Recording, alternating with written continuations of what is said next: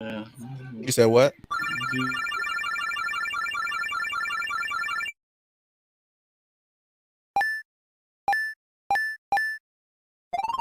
Excellent.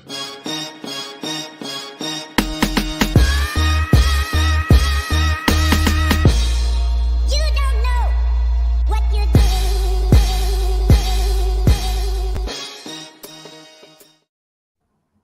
Welcome to another episode of Much to Do About Nothing.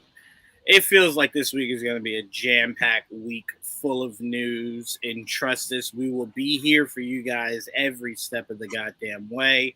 But tonight is going to be a super fun night. We have so much to talk about. So let's just jump right into it. Let me start off by introducing the panel, starting off with Trayvon. What's up, Trayvon? Everybody, how you doing? I'm a little distracted. I'm literally watching Last of Us on the other screen. So yes, hi. Wow. Yeah. I mean, I respect the honesty, I Try guess. to catch up. Next up, Didge. What's going on, Didge? Oh, not much. Like I said earlier, been reading a lot of manga today, so I had a lot of stuff I had to catch up on. Did you have the day off? Look, man, I worked from home today. Oh, no. I was just about to say you had the day off and you spent it reading? The fuck? I had a lot of stuff Yeah. I needed to catch up on. Yeah, I that's caught back up disgusting. on Kaiju No. number 8. That's been You just saying a great. bunch of disgusting shit. You're reading and shit? Ew. It's like reading comics. Nah, He doesn't do that either.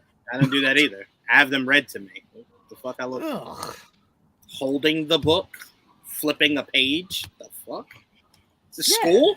Ugh. Oh. Ah. Mm-mm. No. Yes, Trayvon is late as hell. Now here's the funny part, DJ Vinny. Ask him if he saw what is it? Mayweather and Pacquiao last night, or what was it? Mayfair Witches. Yeah, there you go. Did you see that last night? Bet you did, didn't you? I started at Sunday morning. Yeah. Oh, tough. Even better, Because right? it comes out early, like Mhm. this should. Mhm. So I can watch it. in the No, morning. no, God, no.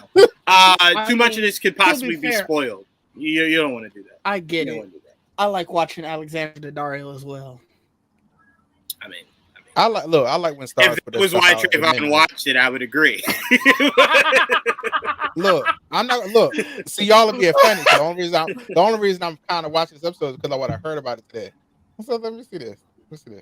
And that's a damn shame because you should watch it because it's cinematic masterpiece. Nah. Right. With that being a little dab of what makes it so This is special. Yeah. And especially But when this it's a episode piece is of the like game. the polar by the way. opposite of what you were bitching about last week. And like Right. also if you stay with it, you get stuff like that. Right. And by the way, can I just add this really quickly? We're not starting with The Last of Us because I have a fun question of the day for everybody. But I rewatched the cinematics for The Last of Us, and a lot more of the beginning of that game is drastically different. Yeah. Well, not drastically, but is different. Different. Like for example, when what's her name sacrificed herself, when all the horde came in, that was never a horde of clickers. That was just soldiers. Right. I didn't remember. I'm sorry. So that was different, and then this episode is drastically The different whole than episode is the different. yeah, drastically. I mean, every ounce of it is different than what the game actually did. Every ounce. Yeah, beginning to end. So yeah, there you go, Trayvon. There you go. Mayfair Witch is giving you that. Huh? They giving you that? No, right? No, right? Mayfair Witches Anyway, is giving me nothing, to be honest, so far. that's also true. I know. Yeah, I forgot what the name of the show was. All right. Let's. Oh no, sorry. Before we get into that, Joel, what's going on, Joel? What's going on? How was your day? It was a day. I lived Good? through it. Survived. Good weekend. Made it through.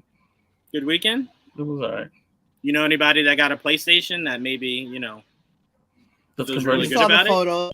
We saw the photos. They were Yeah. great. Yeah, the You baptism. wanna- You guys want to talk about the say- baptism you a wanting little to bit? say it out loud now? No, that's why I'm asking you. Do you know anybody Well, that got a PlayStation? You have to just No. admit it now. Bring up You No. said it. Bring up the Behind the photos. scenes. Bring up the photos, Joel. No. Yeah, we got them. Like we can post If you a bring up the couple photos, and- just know there is a button that permanently takes you guys out of here. I don't want to accidentally hit it. But all right, let's get into our question of the day, and this is a fun one. The question of the day is, Didge, I'm going to start with you. Oh, Would you rather live in the MCU, Gotham, or Chicago during that one Transformers movie? Jesus. Well, Gotham is Which would you immediately rather out. live in? Like, why would I? Gotham is immediately Wait. out. Over Chicago in that one Transformers movie? Yes, Gotham is. Bruh, Gotham is there was close- not a single building standing by the end of that Transformers movie, bro. Gotham might be the Everybody closest to died. living in literal hell. Gotham might be the closest to living in literal hell. Let's just So be I'm- honest. Gotham is Gotham is just Chicago with a protector. But anyway, go ahead, Trayvon. What do Did you you say? say MCU? Yeah. What was the- MCU, Uh-huh. MCU, Gotham, or Chicago in that one Transformers movie. That was just I didn't even answer. That's how. MCU. What? Yeah. That's a, Where else? that's- Time out, hold on. You get to live Let in me the be universe. clear. Yeah, you're not a superhero in that said Okay. said place. Okay. You're just a regular human. You are that living has where to you're watch living now. snaps you out. Okay. Yeah, Thanos snaps you out. You got fucking Khonshu fighting over you. Your soul Oh, getting that's sucked cool. out and shit. A lot of MCU. stuff don't happen. MCU. Okay. A lot of stuff don't Okay, happen. all in right. Well, Milwaukee. hold on. Let We're Didge good. finish. Hold on. Let Didge finish. A lot, Go ahead, Didge. a lot of stuff doesn't happen in Milwaukee. I'm good. Now, You said it right Gotham- now. Right now, Kevin like I Feige is typing it out right now in Milwaukee. Like I said, Now, Gotham now, is very close to a literal hell, and that Chicago during that specific Transformers movie just clearly things didn't go out so well. So I feel like I'm the safest there. Safest in Chicago? No, in MCU in my current city. Yeah. Yeah, you're right. Same here. All right. unless there's No, some shit had popped under off in New y'all- Jersey, Joel. Come on. Now. Not near us. Well, technically, one of the places was made up, so it could have been. It could have been. Anywhere in New Jersey is not near us. Long You as never there's know. nothing under y'all did that. The closest thing is the Battle of New York. You know what? You know what? No. Wow. I knew you guys would find a way to become like a fucking vacuum cleaner, suck all the fun out. You know what? Fuck it. If you pick the MCU, you cannot live in your own current city. You have to be in whatever city a major fucking disaster in the MCU happened in. There you go. Fuck you guys. There you go. That's now the new rules. So There I you can go. live in San So So, Francisco. Francisco. you still want I to be live in in the San MCU? Francisco. I live in San Francisco. Yeah. That was not a major the motherfucker just went big. That was the only thing that happened. No, I'm talking about when Thanos snapped, that would have affected you.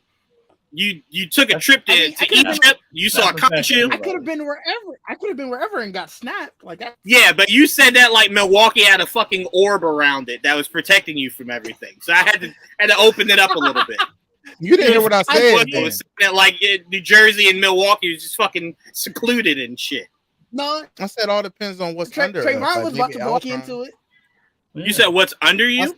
Then maybe Ultron activates the nuke under it. Like, and it go. And I think there is a look, I think there is. A Who news knows site where in they're at? Milwaukee. We don't know where they're at. I'm just saying, like, you know. I think there Oh, is one near man. Milwaukee. Crap. So either way, I was like, don't know where they're at. So All right. So two of you choose the MCU. Joel, are That's you gonna cool. show your loyalty and go to Gotham? I gotta go. to Joel, do you Gotham. want to die tomorrow? Yeah, show your what he's loyalty. asking. That's basically what Well, he's asking. He's you. basically saying, like, I get to live in a world where Batman exists. Yes. Show your loyalty. But my problem with that is that I'm not Batman, and that's not. Hey, that's not the what same. that mean? You just gotta scream loud enough. You fucking Yeah. serious? It is to me the safest. Even though Gotham's a shit show, it's not like it's a major disaster waiting to happen all the time. You know? Hey, and look, Joel, Yo. maybe your Gotham is mirrored after Christopher Nolan's world, right?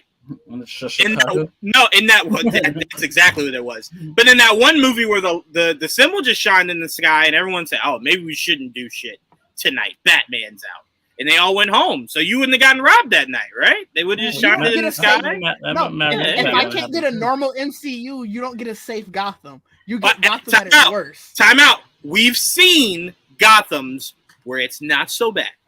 It's We've not seen so parts of the bad. MCU where it's not so bad. That's fucking false. That's false. That's incredibly Yeah, false. it's That's not all false. bad in MCU. Gotham It's- got shit it's blowing fucking up all the horrible. time. Please. That's Right. not true. No. The city got flooded in the last Batman movie Yeah, we saw. no. The last time we saw Gotham, it got flooded. Your people got snapped out and then snapped back. But and then they watch a came back. god pop out of the sky. You might not have been the one that popped back. You might have popped back. Picture you were surfing when you got snapped. Snapped back into the middle of the ocean. Well, I know I wouldn't have. That's I pretty don't surf, so I know that wouldn't have happened. That same Gotham went no man's land with a whole bomb. Yo, DJ Vinny, whose side you on, dog? Anyway, so Joel, you choose Gotham. Thank you. I appreciate the Speaking loyalty. truth. I appreciate the loyalty. I don't want to live in that Chicago one because Of Transformers, where Yeah, there was especially as no it's living happening. buildings. as it was happening. Wait, can I just say how I loved how the Autobots 100% went, yo, you know what? Let's protect Earth. And then they're like, should we maybe evacuate? Nah, they got it. Let's just blow Let's shit. continue That's in what we Chicago. It's just it's one city. Let's do it here. Let's do it here. Let's do it here. This is it. This is it. But no, I rewatched that movie last night in preparation for this topic, and I'm just watching and I'm just like, there's just no story here. It's just random robots smashing and just fucking disaster. Transformers, that movie is how people see Man of Steel. And that's why I always say Man of Steel was not that bad. I watch robots decimate everything, right? With no care of people in the buildings, people on the ground. They just didn't give a fuck, right? There's a difference. That's all I always say. Man of Steel, it was bad, but I've seen worse. I'm personally going to go to Gotham. I carry, personally, a rape whistle, and I scream. So I'm fine. I feel pretty good. I also doesn't go outside. I'll put you on a shirt. There you go also, Joel. RIP for my man's. Pretty straight. You went to Gotham. Gotham. If I survive, Didge, and you've now spoke me dying into the existence. Like, how you know I wasn't about to just make this, survive this shit? Don't everybody die in Gotham. Yeah. No. And let's be honest, I've never seen a Batman movie start where black people get robbed. I've seen black people rob people. I ain't never seen black people get robbed. I'm just saying. All right. Maybe there's something to that. First time for everything. This is Just a bad saying. part of town. I'm not a white woman with pearls. I'm not a white woman with pearls, so I feel safe, you know? I just won't watch Zorro, won't take long strolls through the neighborhoods. There's just things you I'm know. about to say, That's you it. can watch whatever you want. Just don't walk through a deserted back alley. Why would you do Nah, I that? feel like Zorro's attached to that. It's faster. I just feel like it's attached.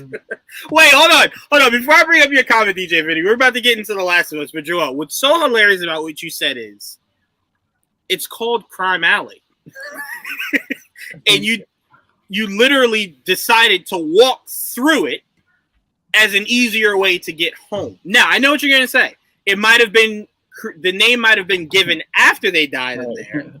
But it's still, dog, you got no fucking security and you just walking.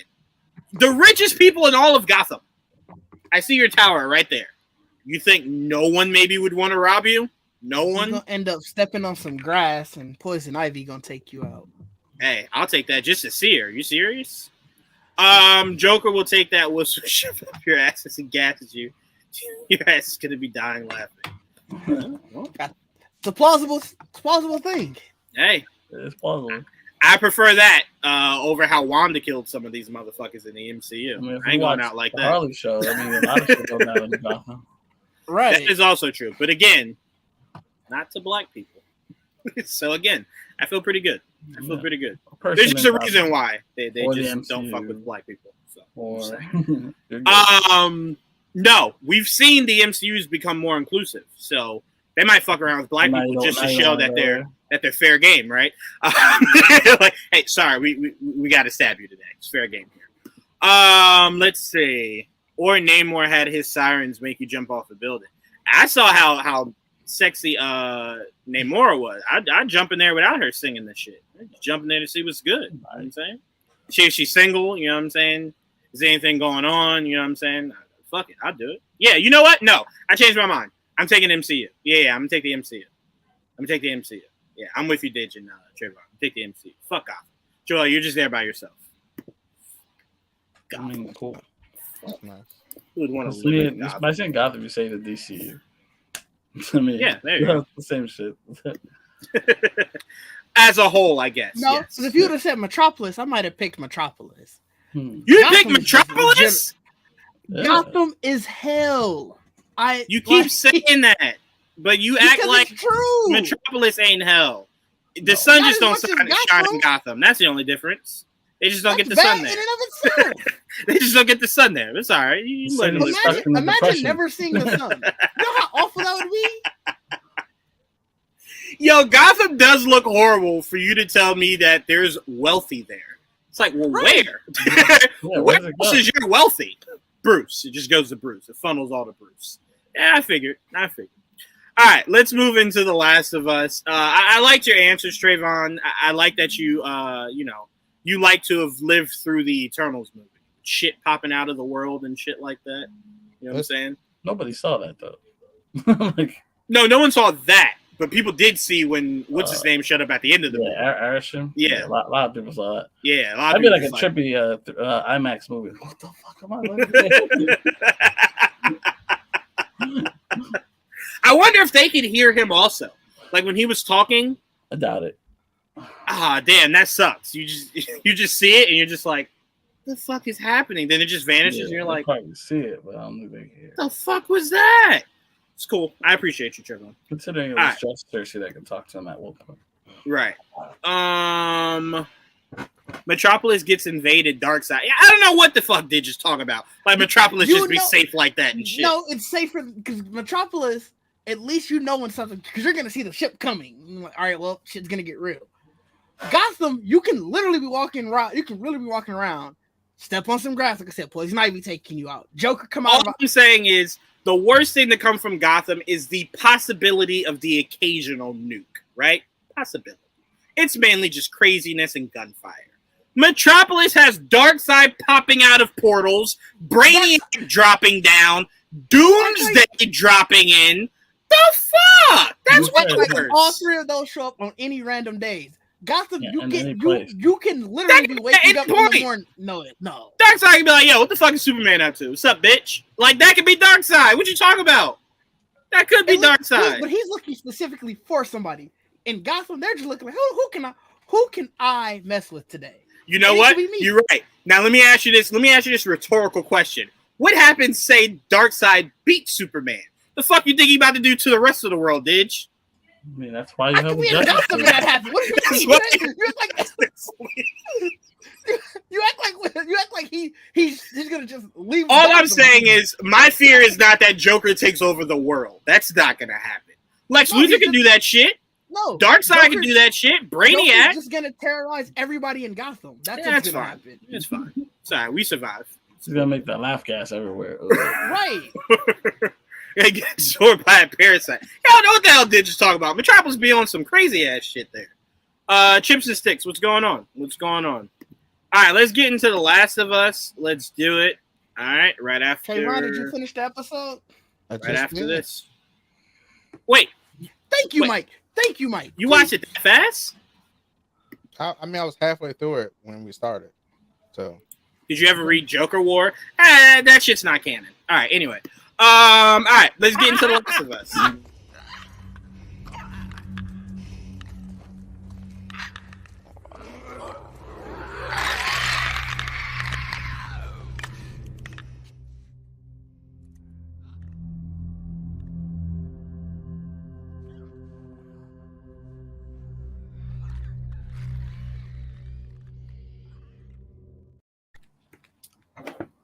Guys, we got the newest episode. This is episode 3, right? Correct. All right, just making sure. I woke up this morning. I'm like, I think it was 4. But we did get episode 3 of The Last of Us. I really have to give. I can't remember the actress's name that plays Ellie. She is just a fucking Oh. Bella standout. Ramsey. Bella Ramsey. She's just a fucking standout, bro. Really just a massive standout. Like it's not easy to kind of grasp the sarcasm that Ellie kind of brought in the game, and she does it, man. She does it. She kind of makes it cooler. I don't even know how that shit's possible, but she is just so fucking fun in this goddamn show. But this episode I thought was and I'm going to pass it to you immediately, Joel, but this is exactly what a lot of us were telling Jamie and Trayvon last week of, I don't think every ounce of this show is going to be word for word, shot for shot of the game. But the things that they did keep accurate, I thought were important to the story, that did not need to be changed. Now, this is something I appreciate was changed because I think if you recreated it the way that the game did, it was only enjoyable because you were playing through a lot of what that story was for this point in the show that we're at.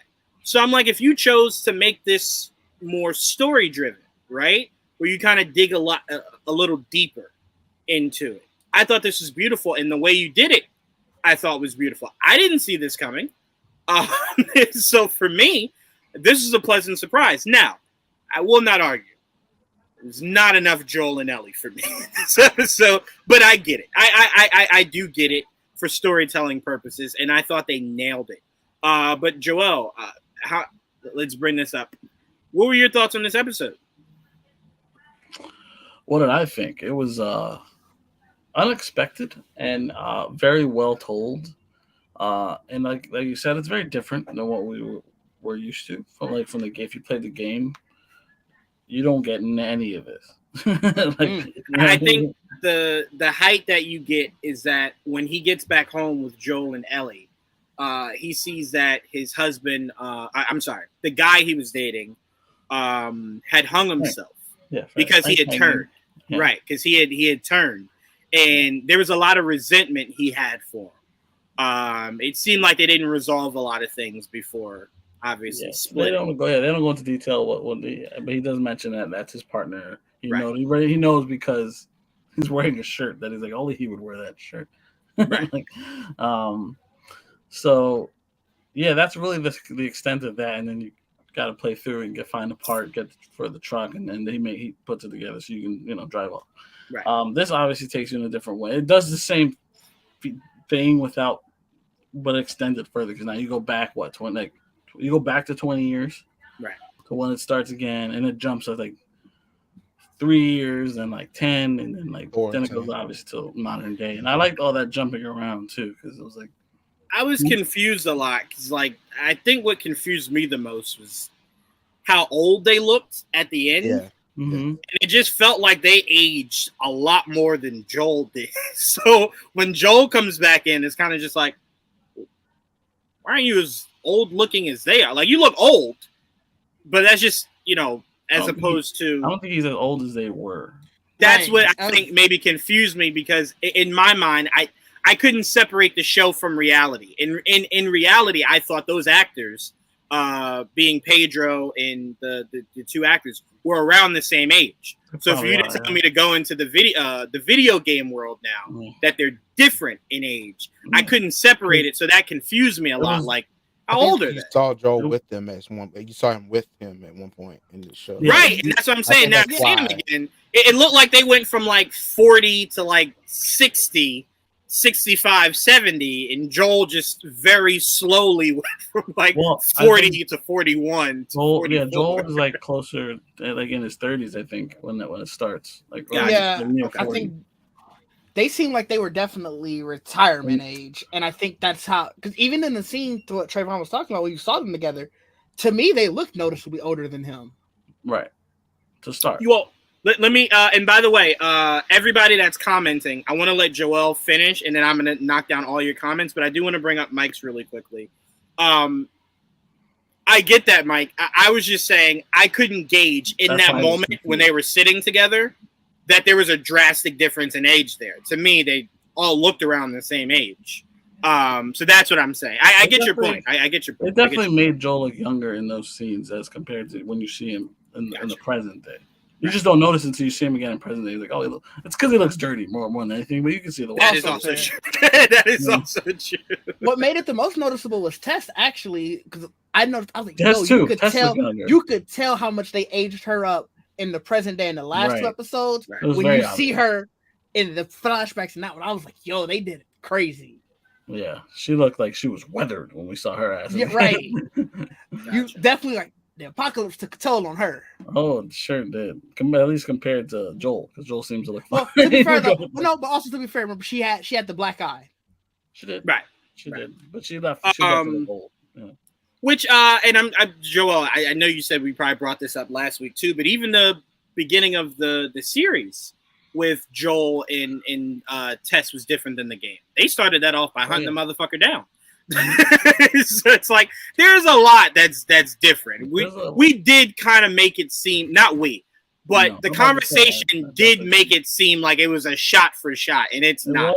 They do take liberties in making things. It did a lot, especially the first 2 episodes. There's a lot of very accurate callbacks to the game. Like it's like, even the dialogue. Wow. Yeah, that's what it is. Especially dialogue. Like it's the same dialogue. Right. But to say it's a shot for shot is a lie because it's obviously very different. I do think it comes down to a lot of people who just haven't played the game in forever. Sure, I guess. Yes, Didge. Yes, please. R.I.P. Yeah, go ahead. No, I was just gonna say, while we're talking about just flashbacks and everything, definitely R.I.P. to Annie Wershing. I'm sorry if I mispronounced that last name. But she was the voice actress for Tess, who passed away yesterday, which is extremely sad because she was very young. Extremely sad. Please, guys. She was crazy. You can find it. I'll get with Mike to see if we can put it in our description. But there is a GoFundMe for her kids. So please, if whatever you can, even if it's whatever you can.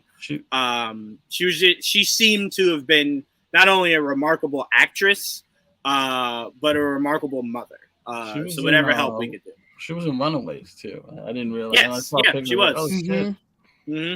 I know. She was also in the show Suits that I loved. So I'm like, I've seen her a lot. Also, she was also in Burn Notice, Joel. What was she in Burn Notice? She did a lot. She was one of those. I always call them one of those final bosses Michael was had to get through in the season. And boss. Right. But yeah, she was extremely talented. It's so crazy because, like I said, you guys know I haven't played The Last of Us, right? I only watched the cinematics. But it's been a while. So when I was rewatching it the other day, I forgot that this actress voiced Tess. Because I did always think to myself, after watching it yesterday, how come she didn't just do the role, right? But maybe there were things that were going on. But definitely rest in peace. And we'll definitely see about putting that. What do you call it? I just forgot the name of it. The GoFundMe. GoFundMe, thank you. In the description somewhere. But yeah, no, I mean that character definitely stood out in the game for sure, and I think the actress in the show definitely lived up to that a lot as well. But yeah, no, this episode was emotionally driven. It really was. I believe it's one of the greatest love stories ever. I'm going to be 100% honest with you. I'm not going to fake the funk. I'm not going to lie to you. It is one of my favorite love stories because it is one of those just happenstance, right? Like I looked at you from across the bar and, like, no, it's just I almost fucking killed you. And you're lucky that, my love for piano is high. I mean, they really want, like, to be honest, and somebody else had brought it up in the comments, they really won the apocalypse. Like, yeah, they really did. They lived as good a life as you could have given the circumstances. And even at the end, it was sad, but it wasn't detrimentally sad. It wasn't tragically sad because they died in each other's arms, essentially. Right. And you know what? Can I also give the writers for this show a massive bravo for not showing the dead bodies? I thought that was a beautiful touch because that's not what was important. You know what I'm saying? Mm-hmm. I do also love that he was respectful enough to leave the window open. So you didn't walk into that. You're like, oh, the fuck? Oh, what happened here? Like, and that they barricaded the door so he couldn't get in. There was just so many things that they handled so well because we live in a world where, suicide is something very prevalent, right? So I thought knowing that they did it was enough. You didn't need to show it. You didn't need to, you know what I'm saying? So I thought they just handled that with so much class and respect. I thought the letter was beautiful and hilarious. Yeah. I love how it was kind of like in parentheses, probably Joel. Like you probably be the one that finds somebody, this. but probably probably Joel. And Diggs, I'm gonna go through the comments before I actually pass it to you. But they finally gave me what I said I wanted last week. They gave me the loading up on supplies and stuff. I'm like, thank you. Oh yeah. Goodness gracious, man! I've been begging for this. But they gave you actual like they do they there's points where they leave stuff. Right. So it's not just random. Right. Even though in the game it's just wherever you can find shit, you literally find. Right. Let me see real quick. I want to go back to everyone's comments up top because I don't want anyone to think we were ignoring them. Hold on. All right, let's see. Knox Arden. Bill and Frank had the best life you could ask for during the apocalypse. They had hot water, food, security, shelter. They got to grow old with their lover and then die peacefully in each other's arms. They didn't even just have a house. They had a town. They did. They had a complete town. Right. They had a complete town. And look, I will say the one thing that definitely hurt me was that how Joel kept saying, like, hey, let me help. Because one day people are going to come. Yeah. And this is not enough to keep them all out, right? And it wasn't. It was a lot. He had a lot of measures there, but not enough. I'm gonna be honest. I don't know if they were that fire was catching people. Oh no, it was getting barbecued. It was. But I think what maybe he forgot is that you weren't the only one on Earth with guns. So yeah. they can shoot they through survived it. So I mean, obviously.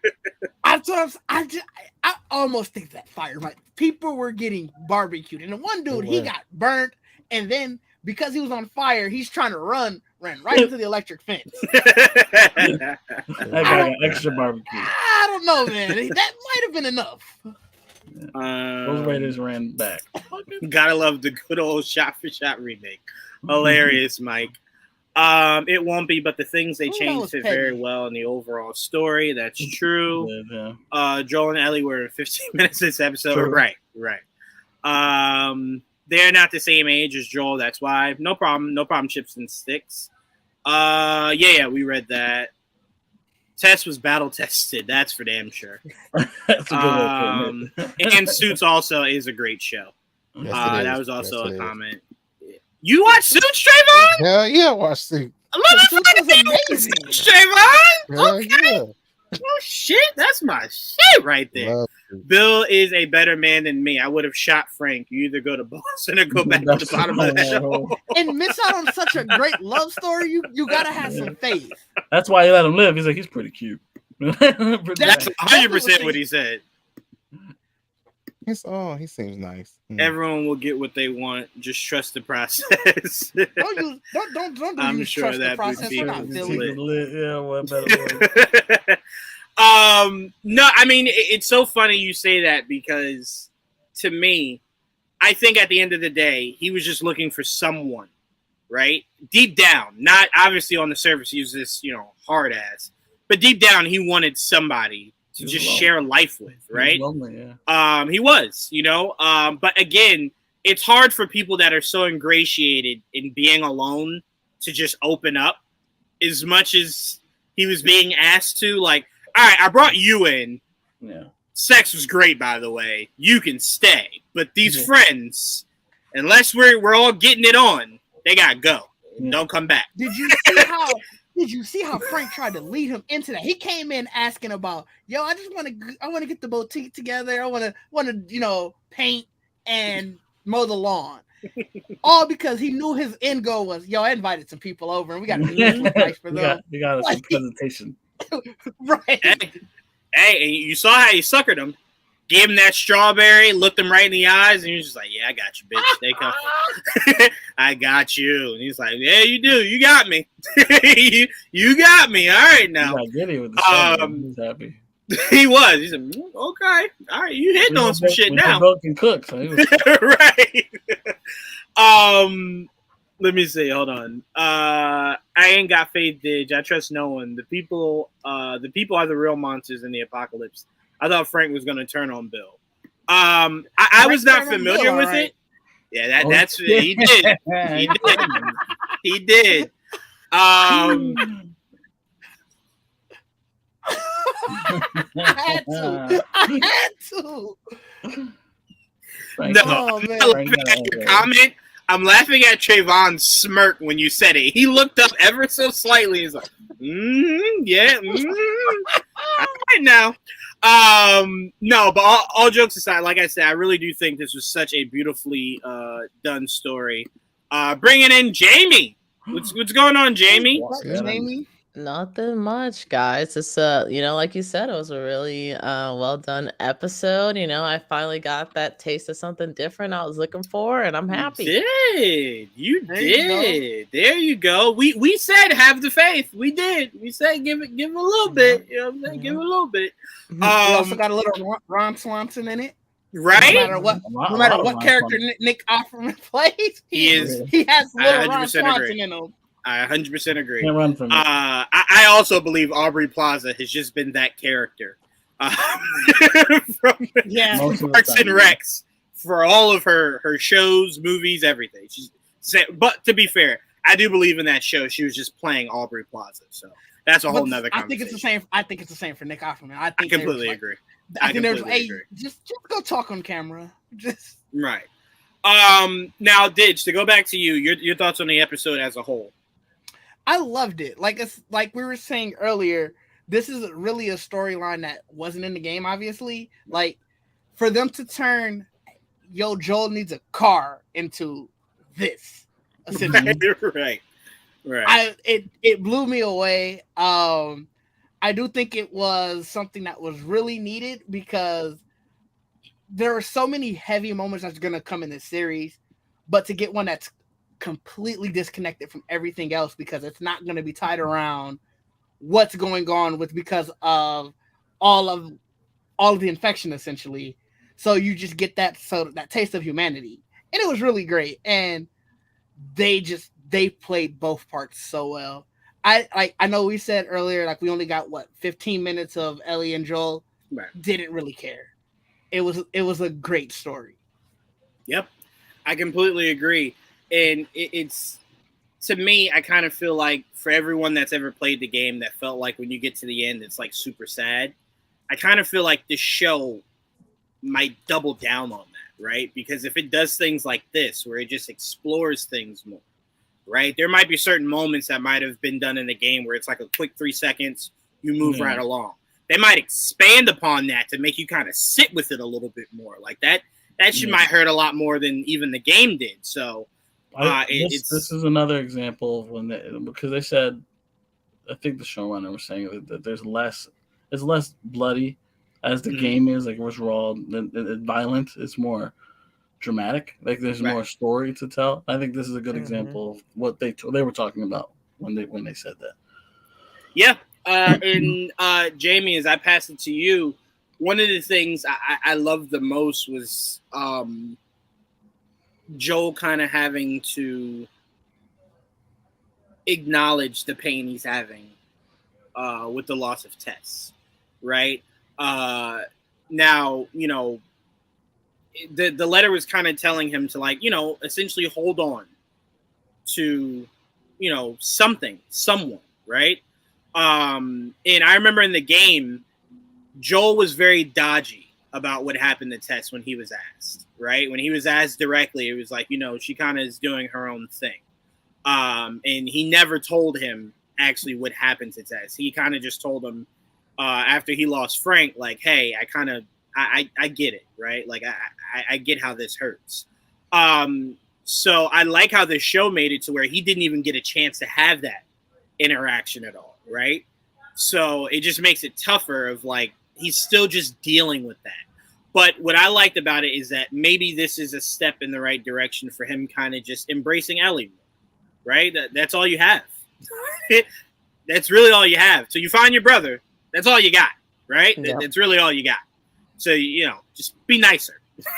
You know what I'm saying?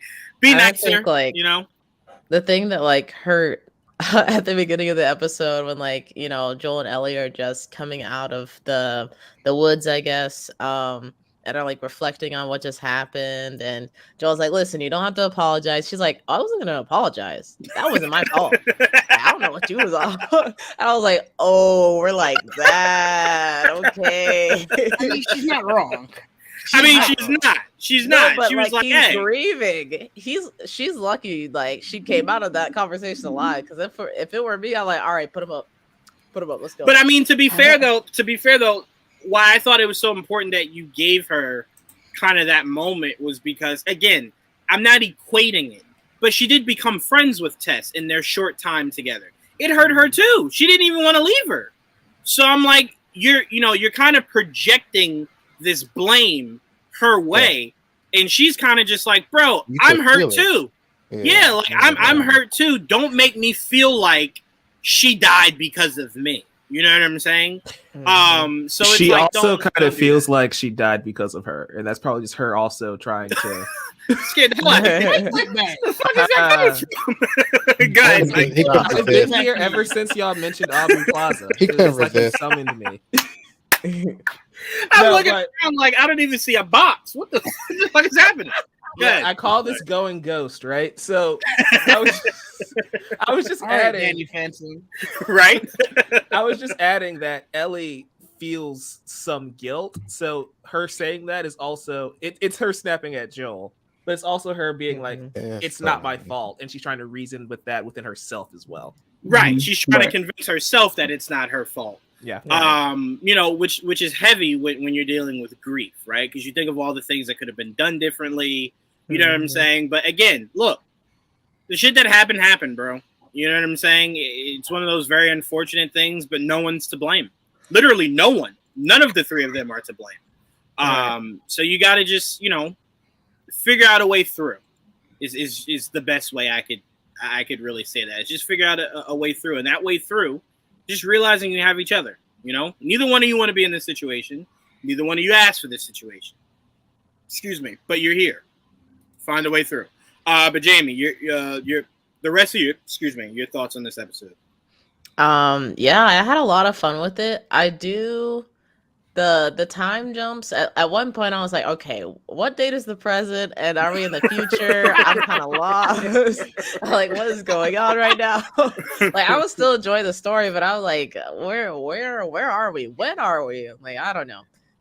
It didn't help that they were just in the bottom corner either. Like it didn't flash into the whole screen. It's just you got to be looking at the bottom corner. They pulled a Marvel. They're like, don't worry what year you're in. Enjoy it.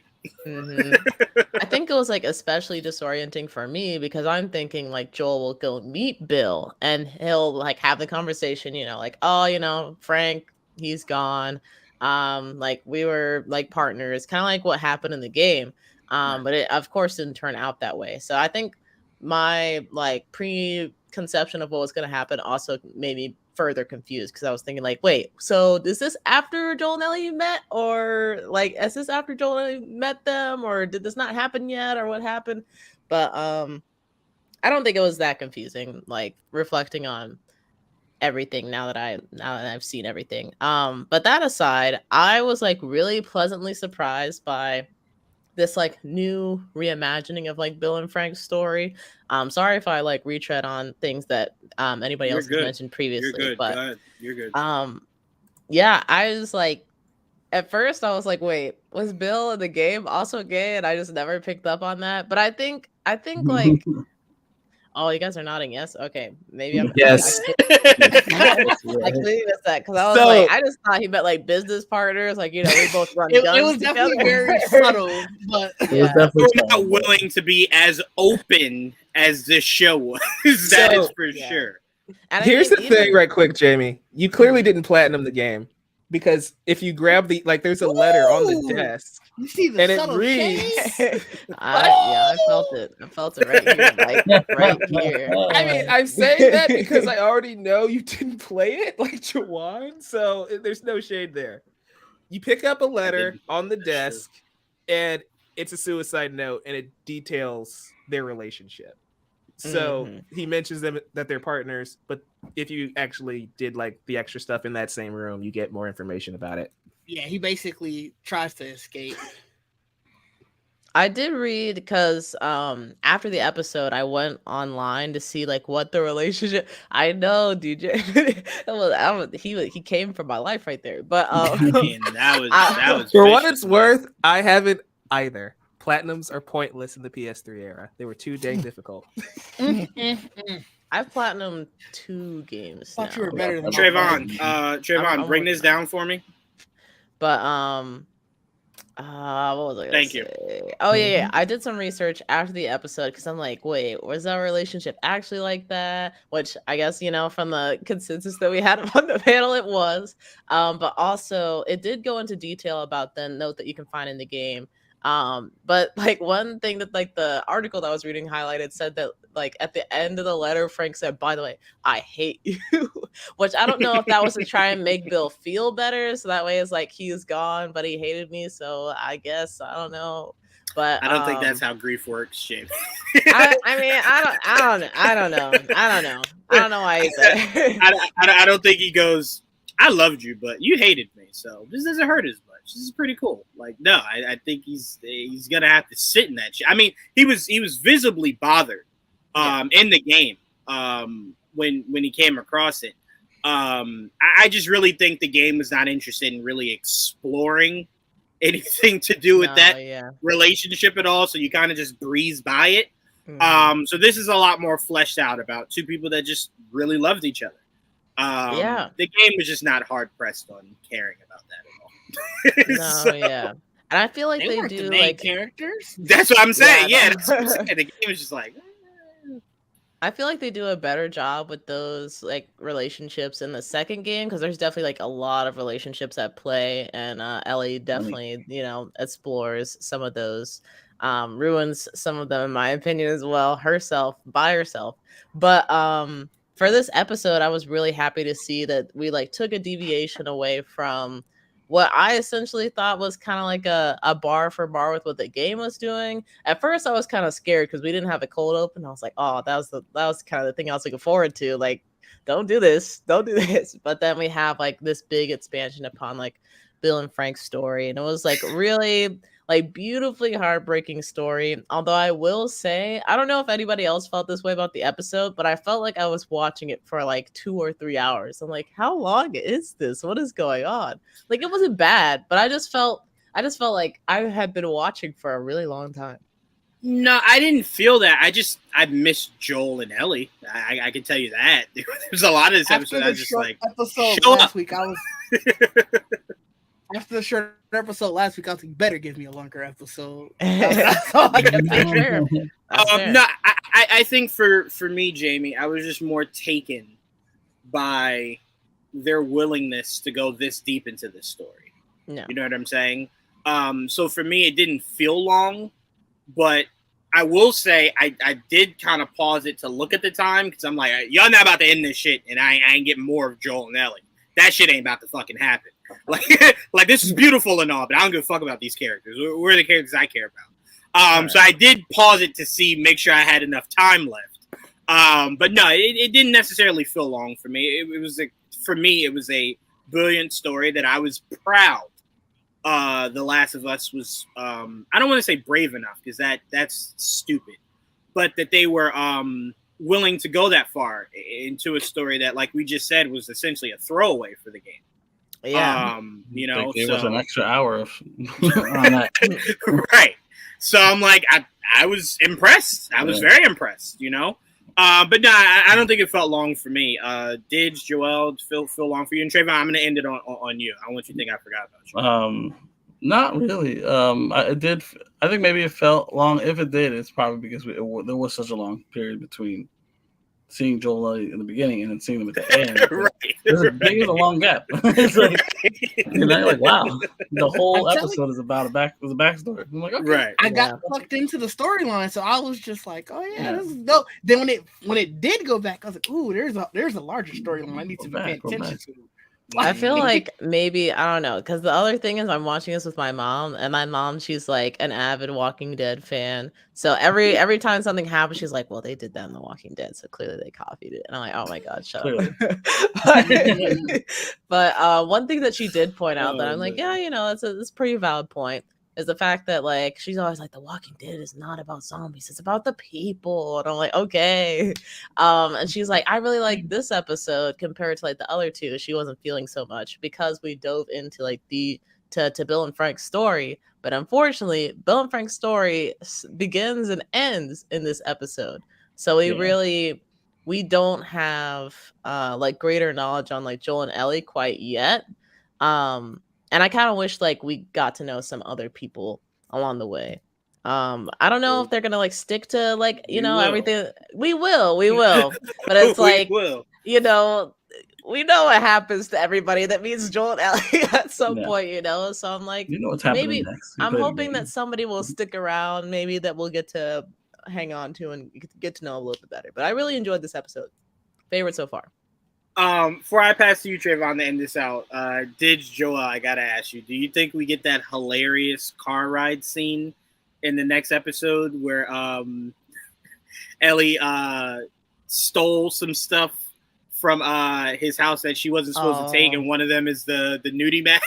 I mean, maybe in the beginning. Maybe. I'm like, they had to put shit in there. That shit was fucking hilarious. She said, "Oh my god, how do they even walk around with something like that?" He's like, "Oh my god, put the fucking magazine down, Ellie." The best part, man, it's like, why are they stuck together? And he's gonna tell her, and she's like, "Nah, don't worry about it." She's like, "Nah, I'm fucking with you." I know. No, but I will say, for people who thought this was kind of slow, from what I saw in the cutscenes for the game, next week's episode is gonna pick right the fuck up. Mm-hmm. And a lot of that is shot for shot from the game. At least from what they're gonna be doing for next week's episode. So I'll just leave it as vague as that.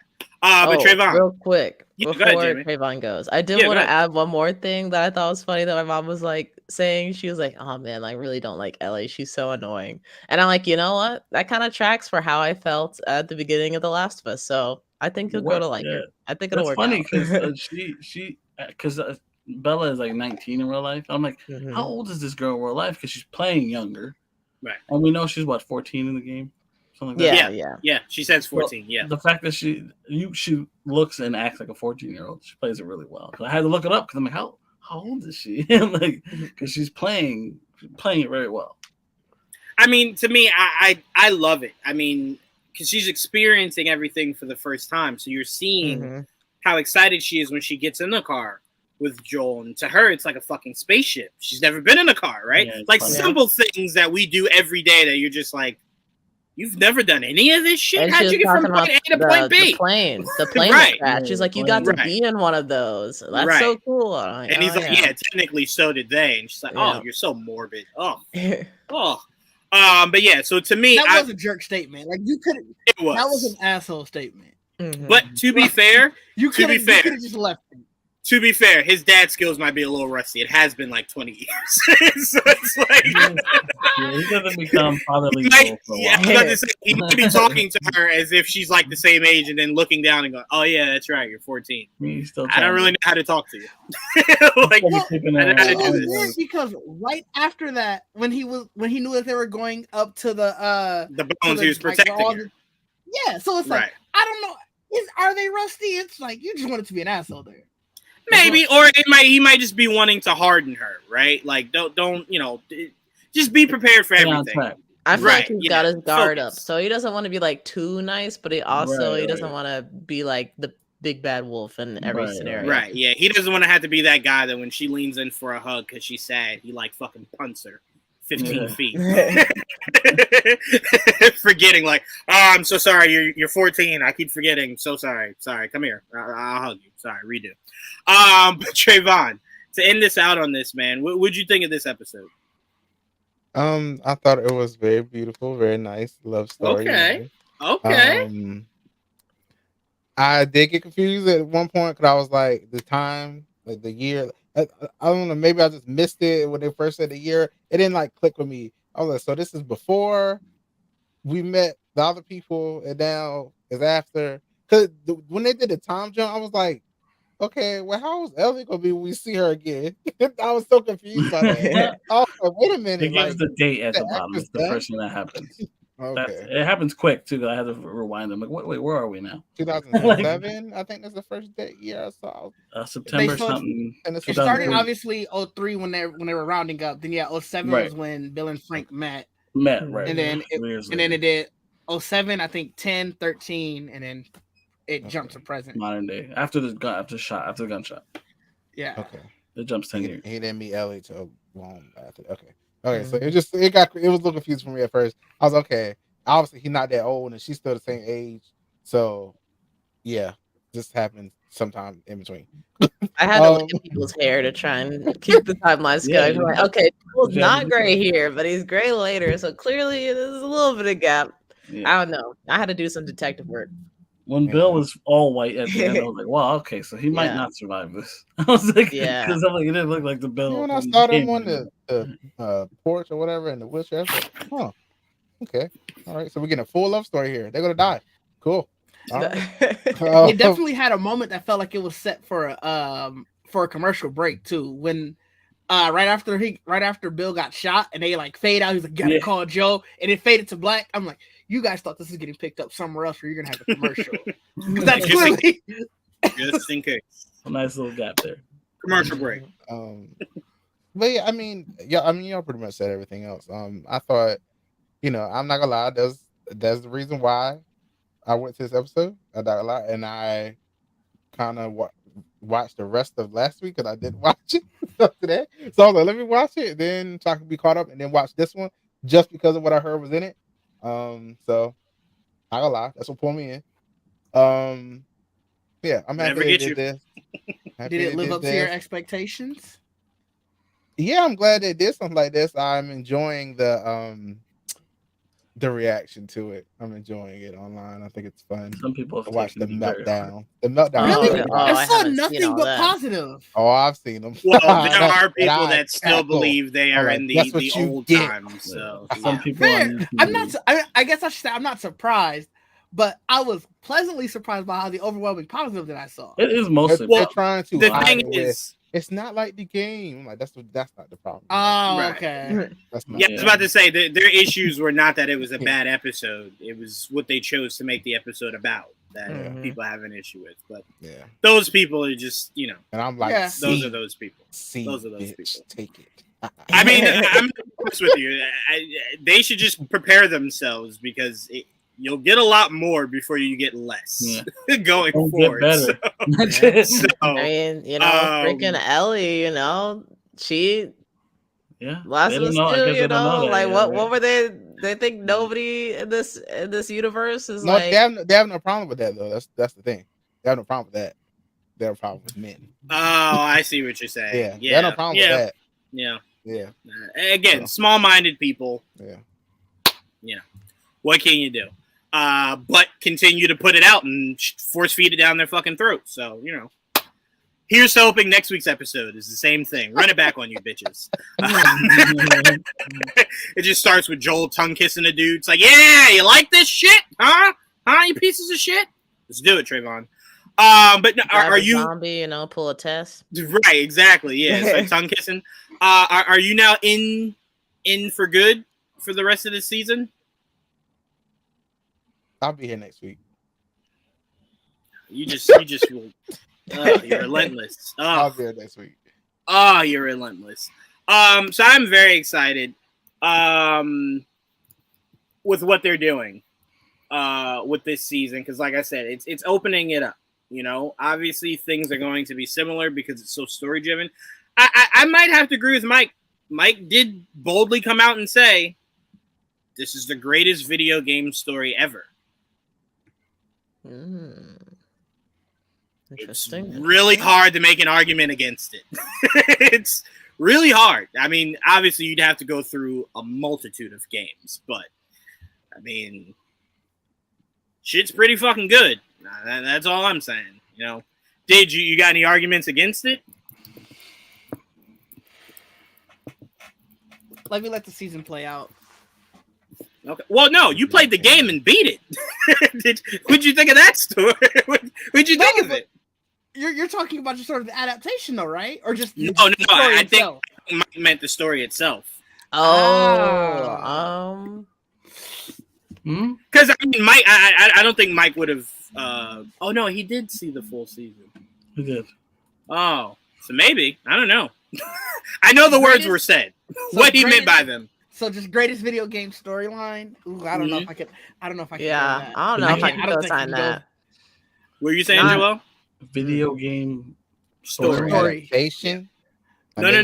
Now we don't The game know. itself, Yeah. Story. Let's say video game story. I don't know. If we're That's just hard. talking video game story, that's I don't know. I like a lot. There's a lot of like, contenders. Yeah, I like a lot. Let of me stuff. let me say Spider-Man this. PS4 store is pretty great. I don't know. I'm not gonna. I don't lie. disagree.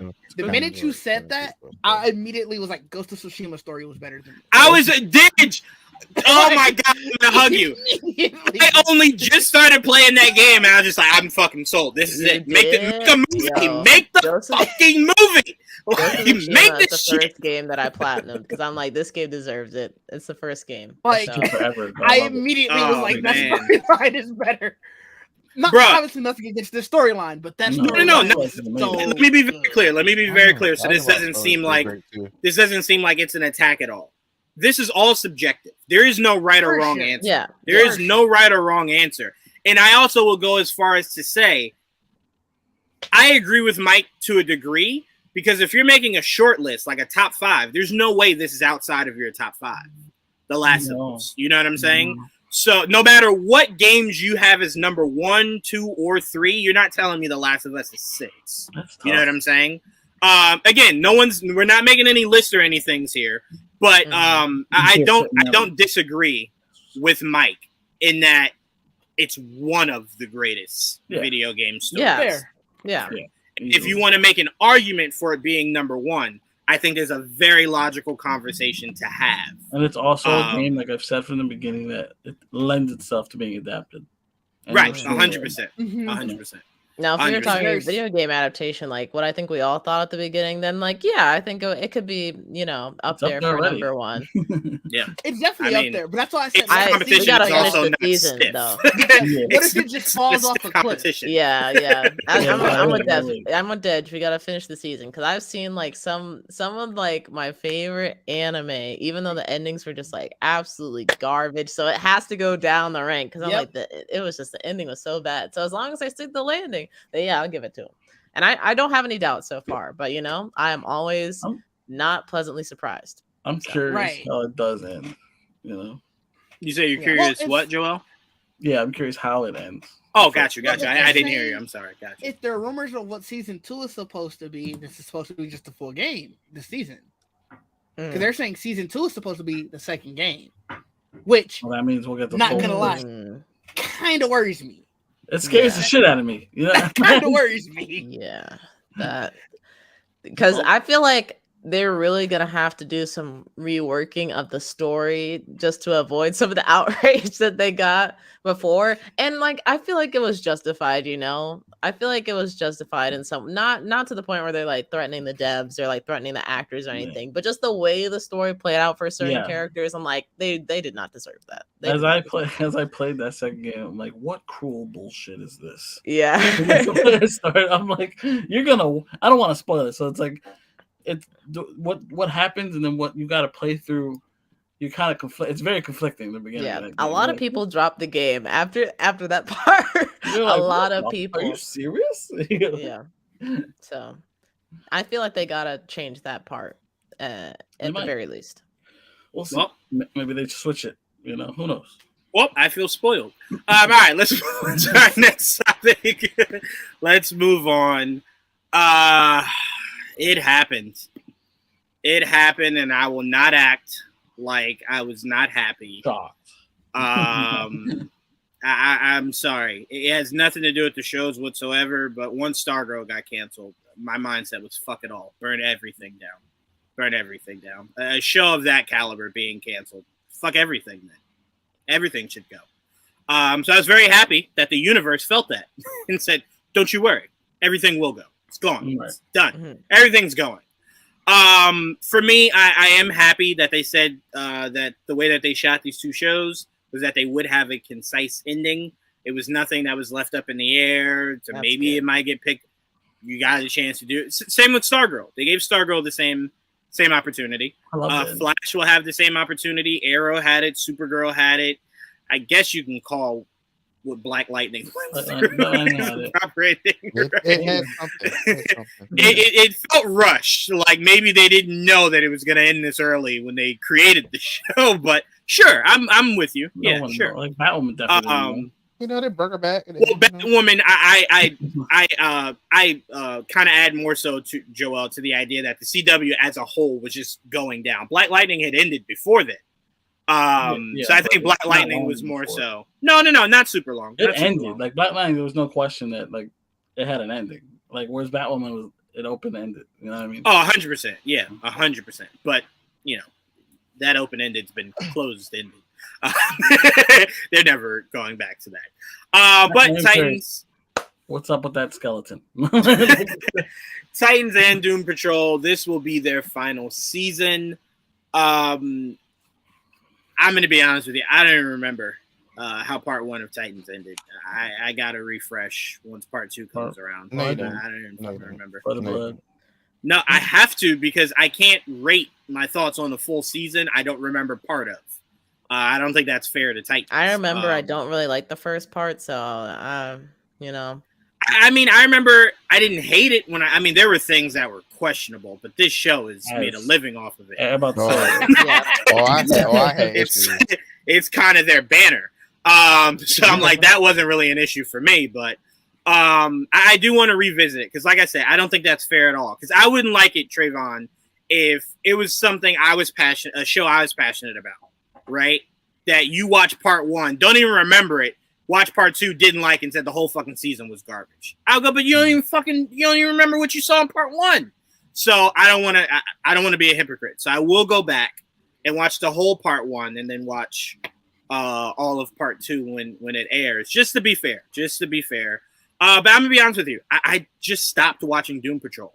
I don't know what it was, but the formula for this season, I just really didn't give a fuck about.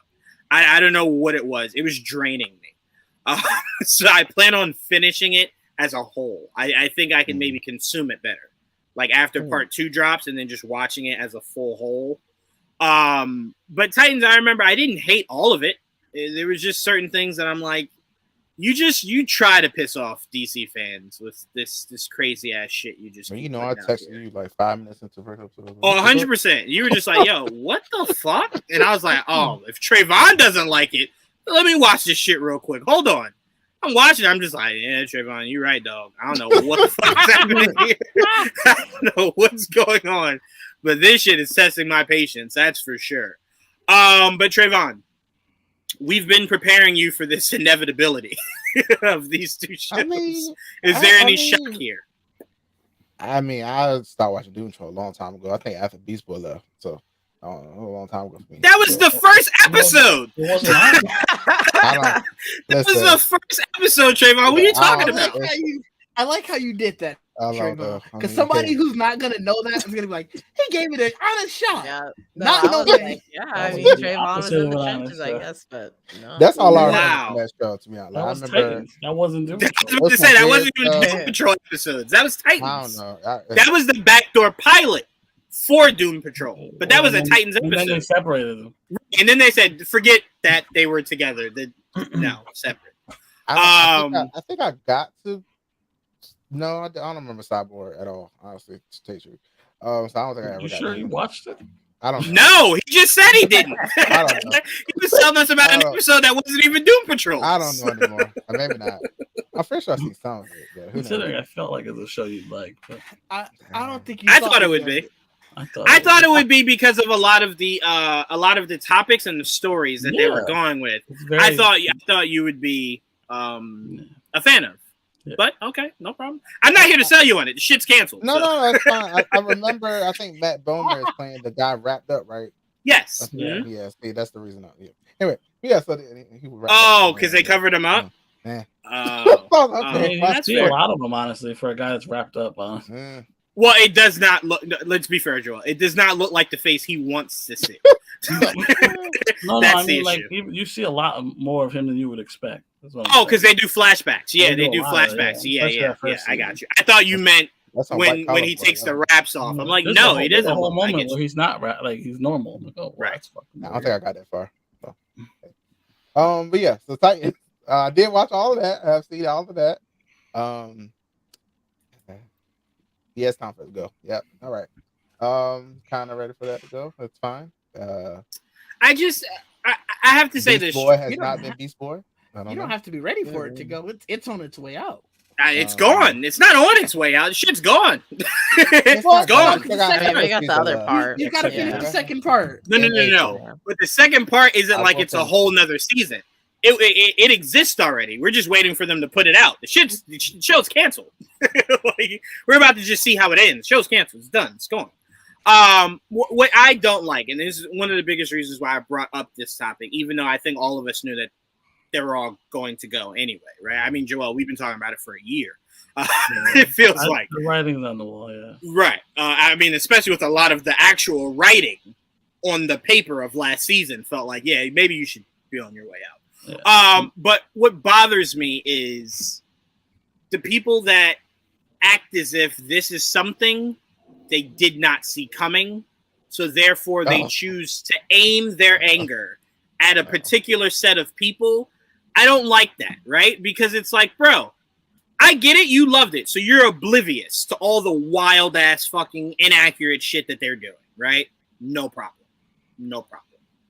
But it's not a singular person's fault. If there is somebody that you want, if there is a person to blame, you would have to look at the writer's room for Titans since season 1 and just go, why were you trying to get canceled since day one? Fucking with the budget, because it does fluctuate. It feels. I mean, but I will say this: like the CW, there are moments that when their CG is on, it's fucking on, and then there are moments that it's like clearly you cut around the edges for a lot of this shit. It's clear. But I just wanted to bring this up because I don't like people pointing the anger towards someone, and I think you guys know exactly who people are pointing their anger to these two shows being canceled towards. To which that person did have a response, which was, and I quote, the decision to end Doom Patrol and Titans was not James or Peter Safran's choice. That choice was made before they took over DC Studios. But again, like I said, I felt like me and Joel have been talking about this for over a year now. AJ's been saying it since the day he was born. He wanted all this shit going. So it's like a lot of us have just been talking about it for a while. So honestly, I mean, you got announced as president of DC Studios. Things happen after that announcement. They're gonna blame you. That's just how it's gonna go. No, so, and I completely get you. I completely get you. My only issue is that after you say you're rebooting is well, everybody's assuming you're rebooting. So there was a feeling, Trayvon, that a year ago Feige was doing canceling everything. Remember, like everybody was like, hell, right. Like, but there was a feeling a year ago that these shows were starting to trend on their way out. Right. To me, the only shock is something like Superman and Lois and Stargirl. Right, because I've never heard negative words said about either one of those shows. Right. But again, I get that also because it's like they're trying to completely obliterate CW and really all of its content, superhero wise. So I'm like, I get it. You know, I'm upset Stargirl's gone, but I'm not blaming James Gunn. Fuck it. As long as Stargirl is going to show up in the DCU somewhere down the line, I'm fine. You know what I'm saying? So that's why I'm saying I think sometimes fans get addicted to directors and actors, not the actual characters. Because if you appreciated the actual characters, all you want is what's best for them. And what's best for them is that they stop making that show.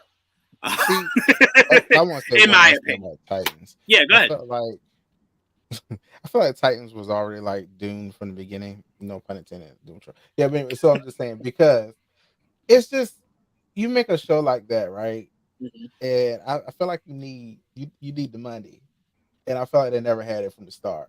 And I was like, that's actually what I thought was genius about it was that I did not think you needed a massive budget in those first 2 seasons to pull off what you were doing. Beast Boy? Come on. No. Hear me. I don't think you needed a massive budget to do it. Because I don't think when Beast Boy transformed, it necessarily looked bad. I just thought my issue was that he only transformed into he transformed into the tiger. What are you talking about? That's not, my only issue is that it was only one. It was like one per season, and it was just like, well, that's clearly budgetary. That's all budget. That it's one per season. Yeah, that can't be that expensive though. That's my point, Diz. That's why I said you don't need a massive budget. You just need a decent budget. You know what I'm saying? And I imagine that they were utilizing it for maybe locations. I mean, shit, Dick Grayson's Robin and Nightwing suit looks like that might have been half your budget alone. I mean, the shits look perfect, right? Albeit, I didn't need the Nightwing suit to necessarily be tech-driven. I would have preferred the more, practical. But the fact that you did it that way, that's money, and you didn't have to, right? And then you kind of going low budget on Raven. It was just a lot of I just think it was maybe... Who knows? Maybe Scott Buck, Joel. Maybe Scott Buck did Titans. Let's not go there. That was my problem. When I hear Titans, I think of Teen Titans, not that new one. The one I like. Yeah, the original Teen Titans. Not Teen Titans. And all the movies I've seen, the powers aren't what we see on the show. That's all I got. No, but I don't think anyone's disagreeing with you. I think we're just saying is that you didn't need a massive budget. You just needed a better budget. Let's say your budget was 50. You could have maybe used 80. I'm saying you didn't need 400 to make this show look good. You just needed a slightly better one than whatever you had. And Beast Boy only transforming to one animal per season showcased that you did not budget yourself properly. Or why do the character? I mean, they don't have enough money to do Titans right on that channel. Obviously. That's why I wish this type of stuff started on HBO.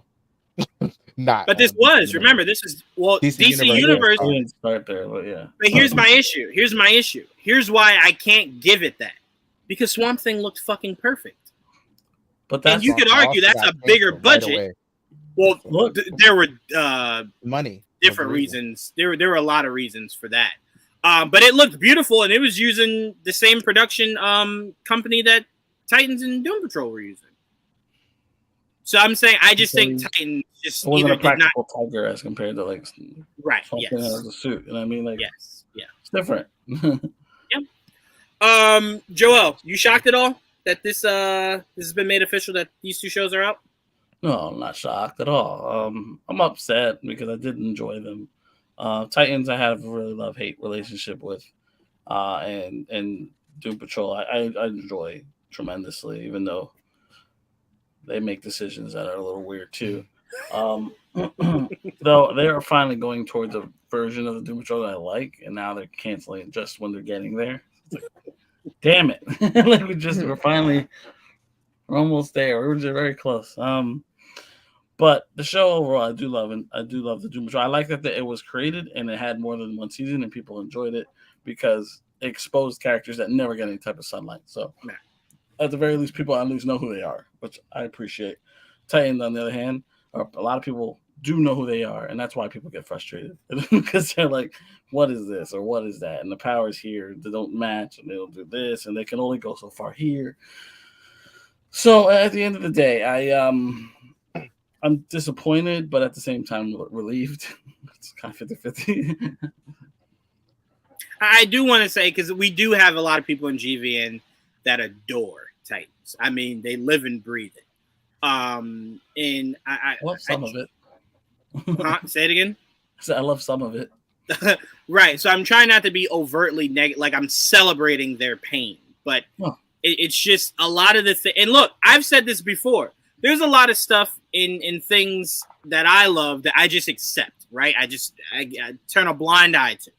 So I get it that maybe you just love it so much. You're just like, it doesn't bother me as much. But man, just Batman alone was just like, oh God, wow. Starfire's color of her powers. Color of her powers. You just triggered my PTSD. Jawad just triggered me. I'm like, oh yeah, that did happen. because it was just like blue light. I don't get Ravens dark cloud, whatever she got. Yeah, like what? I like I said, I don't know. I don't know because to me it's like she's magic. I would like to see like actual magic showcase, right? Like whether it's her levitating shit or whatever. Just a purple sludge being thrown at people. Let's not talk about levitating because you know how I feel about Starfire being on the ground. So that really does bother you. They couldn't even get her color of her powers right. Wait, say it again. I know her for flying. Like, wait, hold on, Trayvon. Say it again, Didge. I was saying you expected her to fly. They couldn't even get the color of her powers right. Yeah. Bro, did you see what they put her in the first season? And then you're like, I thought they'd explain that were the Hoochie Mommy looking dress fucking weird thing that they put together. And wow, I've not heard that term in forever. Hoochie Mama. Wow. That was terrible. What was that? Like they didn't even that try was to accentuate it. It was very annoying. I was about to say, Trayvon, that was not respectful to black women at all. That was very much just like,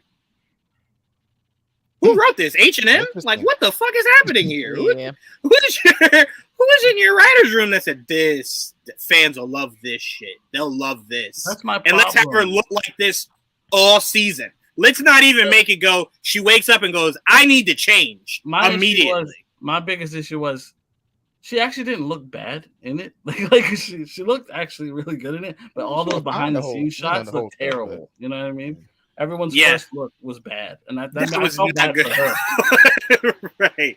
Right. And by the way, she is a phenomenal actress. I know a lot of people are immediately trying to make her storm in the MCU as a response to this show being canceled. I have no problem with that. I have no problem with that. But we got to stop weaponizing the MCU this way. Her and you guys keep weaponizing the MCU like, well, I'll show you because you canceled these actors. They'll just send them over there. Like, let's maybe send them because they're good for a role. But rather than revenge. They do that the other way around too. They do. To me, I don't want it to be. Is it like, you know what I'm saying? It feels very like threatening to where it's like, well, fine, you cancel me here, I'll ship them over there. It's like, all right, well, just relax. I did notice that the actor Cyborg is still called James Gunn Boss in the comments. I was like, huh. Wait, say it again. He said something about like, thanks for the kind words, boss, or something like that. Oh yeah, he did. Yeah, he did. I was like, huh. He did. But I'm going to be honest with you, Trayvon. Wait, I'm going to be honest with you. I don't think anyone that has lost their job since James Gunn has walked in the door has a bad relationship with James. Again, this cancellation was before him. It predated him, right? He could also use old black lingo. My dad calls a lot of people boss. That is also true. But I also do believe, because think about this, right? If you're Wade, right, you're not gonna come off angry. Why? Because if James didn't fire you, James could very likely hire you, right? Yeah. So it's like, I'm not gonna shit where I eat, right? So it's like, thank you, sir, for the kind words. Thank you, boss, for the kind words. Because I want to try to get back into the fold. Doesn't have to be Cyborg, but I just want to join back into this playground. Don't burn your bridges. Right. So to me, I don't think that you'll see anybody come out negatively to James Gunn, especially if they weren't directly fired because of him. What beef would you have? He didn't do it. Zachary Levi. Waiting to see what happens there. Can't wait to see. We'll get into that Shazam trailer in a second, but yeah, somebody's got to get some smelling salt for that gentleman there. Wake his ass up. But anyway, Didge, is this shocking to you at all? No, not at all. I expected it a long time ago. It was a long time coming. Now, did you want to speak to the audience about how you took a photo? No, Doom Patrol. I really like Doom Patrol. I am upset that one's going, but tight. Well, did you want to speak to the audience about how you took a photo of you leaving Warner Brothers an hour before this news dropped?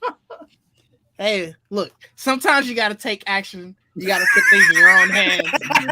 Now, Warner Brothers may or may not have known it got canceled until it was already tweeted out. But hey, they just kick the door open. Cancel this shit. Cancel what?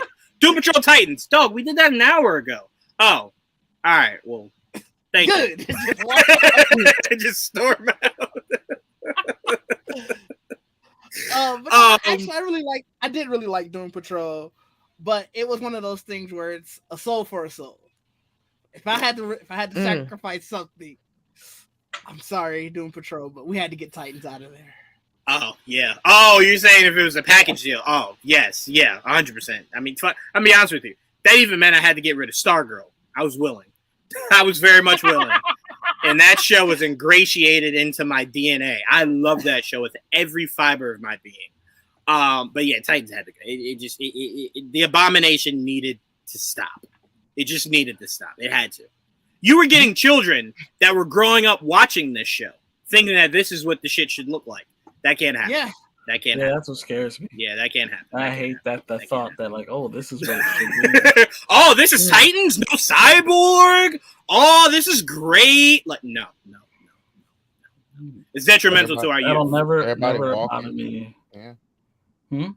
Would you say, Trayvon? Nothing. Everybody walking.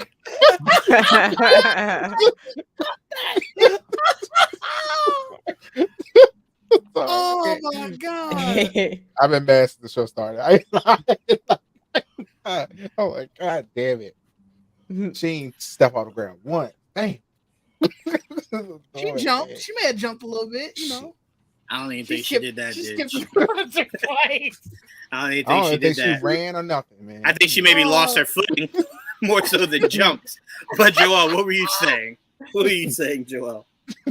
No, the same thing I always say. Like, I'll never understand how we got Titans, and then not long after we got the news of Doom Patrol, and then they told me that Cyborg was on Doom Patrol, and we just got Titans.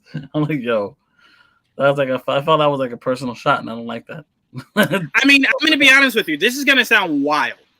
I would have even accepted if you put Cyborg on Titans and then just told me that you were going to do 3 seasons of Doom Patrol where Beast Boy was part of Doom Patrol and not part of Titans.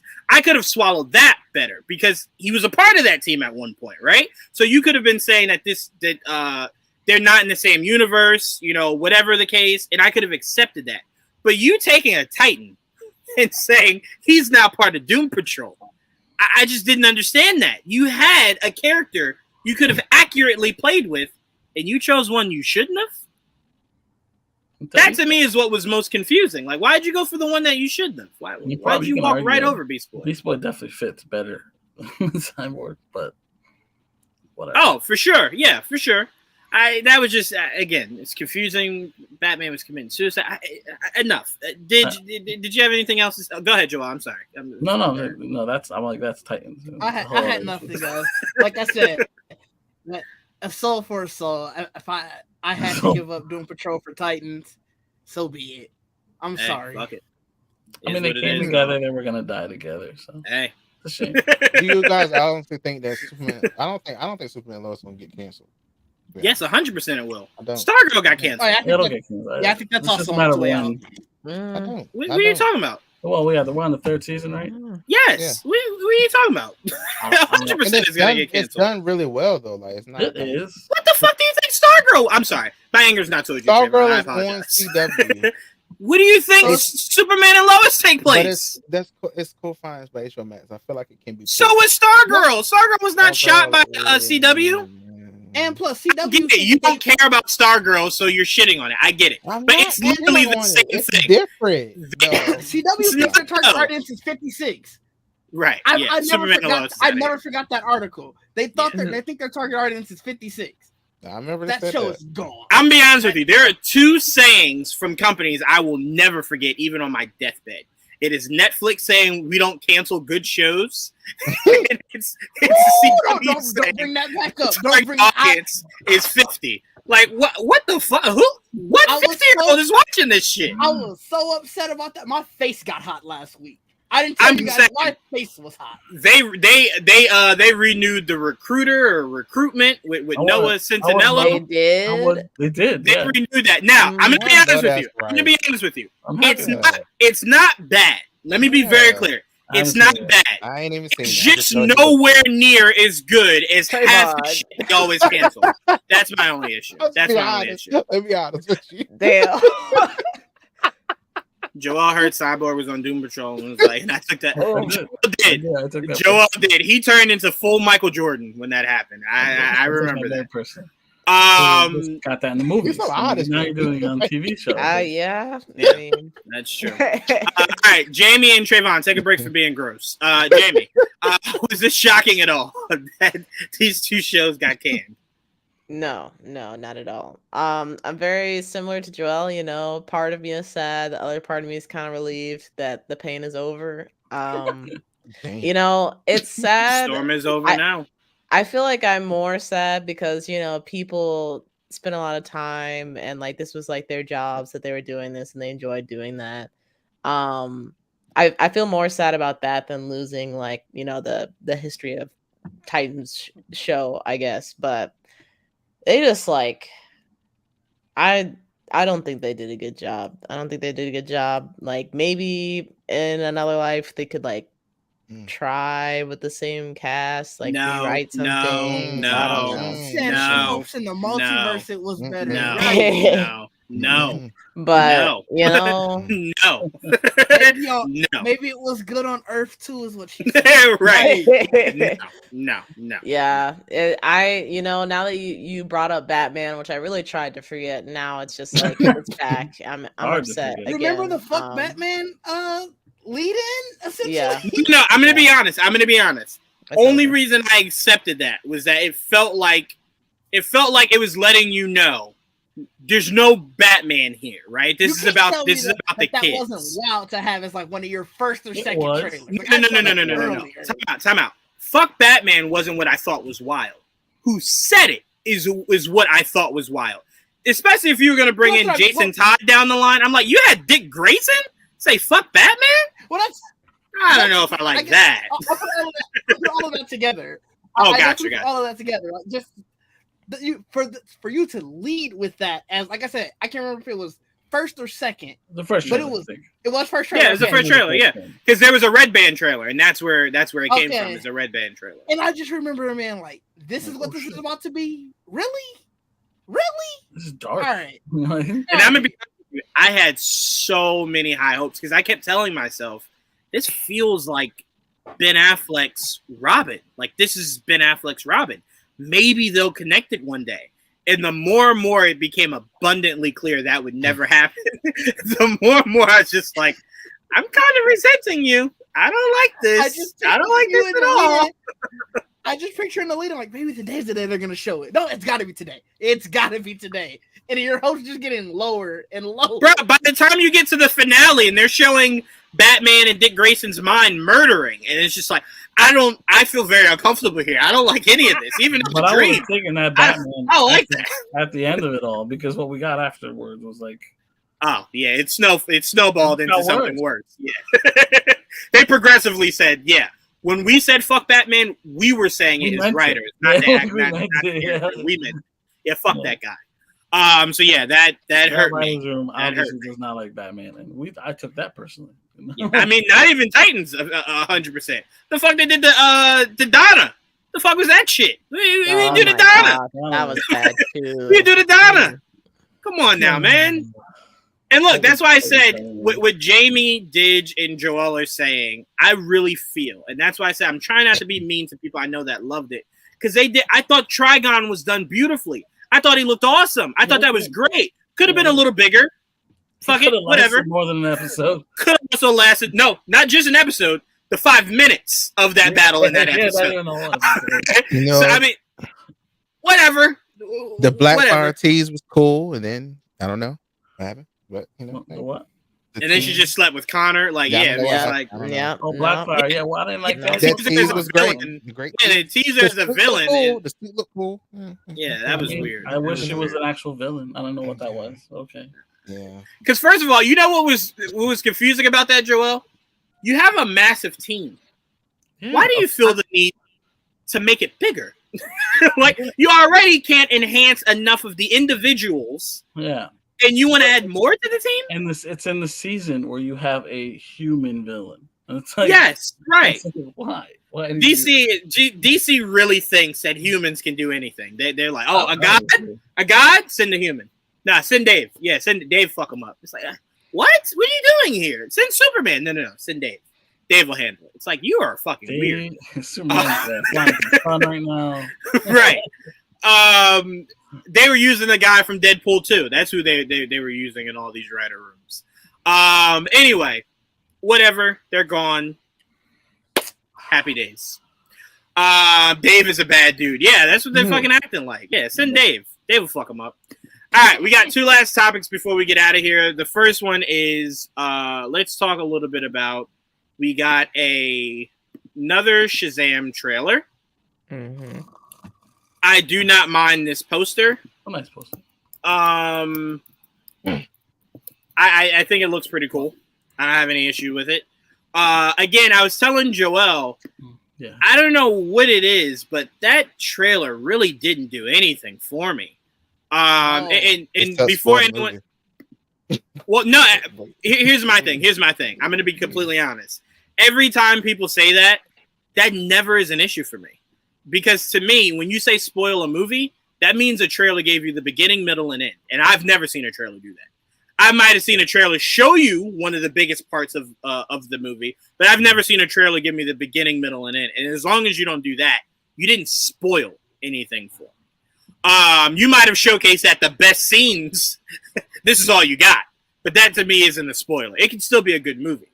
I don't know. I'm just not invested. And I'm saying this as somebody that loved the first one. I thought the first one was brilliantly done. A little bit more goofy than I needed it to be, but I thought it all blended well. I don't know. I think what I'm seeing is that where Black Adam and maybe Shazam 2 went wrong is by not having each other. That's really what I'm learning. Is that I think I would have been immensely more interested in Shazam 2 had Black Adam been your villain. You know, and it's the Shazam family versus Black Adam. Society. Anything was better than whatever these villains are. But you know, I'm not gonna hold that against the trailer. That's not the trailer. No. That's not the trailer's fault. Go ahead, Ditch. Go ahead. And now I'll go to you, Trayvon. Go ahead, Ditch. A trailer's job is to sell you into wanting to watch the movie. Right. This did none of that for me. None of that for me. I saw it and I'm just like, all right, I guess. And just okay. So it's just it had a lot of action, but it was boring. Like it was just weird. I don't know. I guess I'll watch it. I'm not gonna be there first weekend.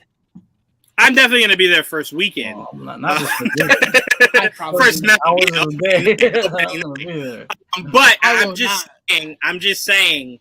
To me, you know what I'm gonna do, Didge? I'm gonna just hope that it can carry on all the things I loved about the first movie. That's what I'm gonna hold on to, regardless of what I see from anything else that they showcase from this movie leading up to its release. Is this the last? I just hope it has the same magic.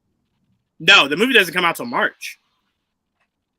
I don't think this is the last trailer, because I don't think you do. I don't think you do ticket sales. Basically. Yeah, but I don't think you do ticket sales a whole month away. I don't think this movie got to worry about people running to get the ticket. People will see this movie. This movie will make money. I'm saying, but we ain't like rushing like we did for Ant-Man. I'm just saying. We ain't rushing. We need for Kang. Hold on. No, time out. No. We have to be fair. We only rushed to Ant-Man and the Wasp: Quantumania because they just fucking randomly dropped tickets with no fucking announcement till later on. So that's why a lot of people ran to that shit. Well, a lot of people just went to the ticket. Well, yes, of course, exactly. Yes, exactly right. sure. But I don't think that this is going to be an issue. I think it's going to make decent money. I just think, to me, I think you're trying to sell a universe that no longer exists, and I think that's maybe what kind of takes a lot of the excitement out for your audience. Is that if you're not invested in the world of DC, you're kind of just like, what is this I'm hearing about? It's a recast. It's a recast of the universe. Like, it's a reboot, or is what I meant. Sorry. It's just a lot going on with DC. It's not coherent yet.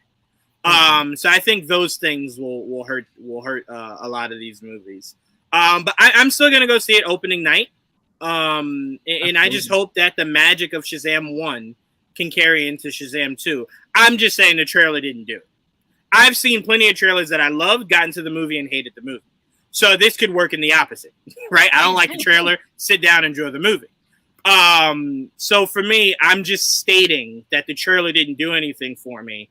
And I was telling Joel, I was kind of upset that it didn't. Like, how dare you not fucking sell me? Like, like, how dare you fail at the one task you were given, which is sell me? Yeah, how'd you fuck that up? No. So I don't know.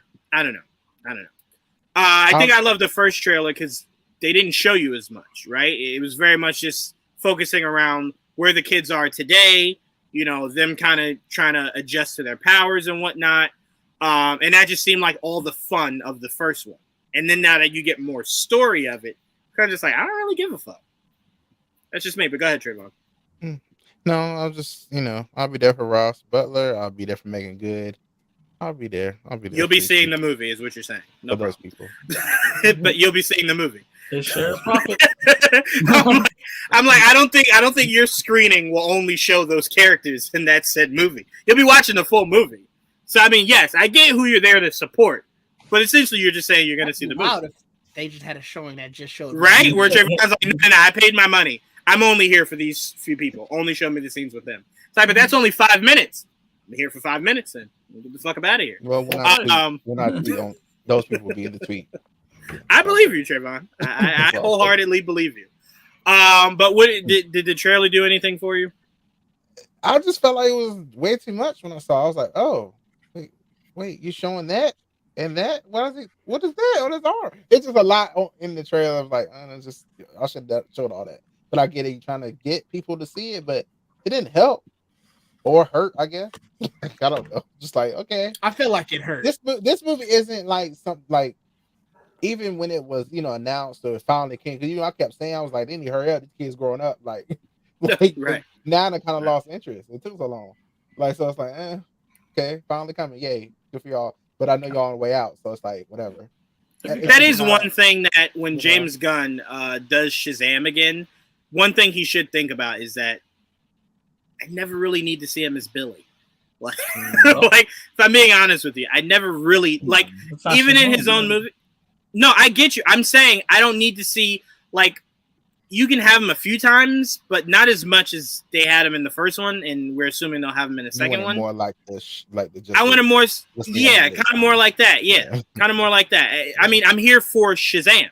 Yeah, just show me Shazam. Yeah. Right, just show me him. You know, when I'm watching a Spider-Man movie, I kind of want to see Spider-Man more than Peter Parker. I mean, but that's already just me. did it with Mary. Isn't her? I mean, she's essentially just herself. Yeah. Like, she's just playing both. Boom. It just voofs on my costume. I mean, there can be points where you show Billy, but the way that not ever worrying about a kid aging out of it is that the focus isn't the kid. It's right. Shazam. You know? What was I going to say?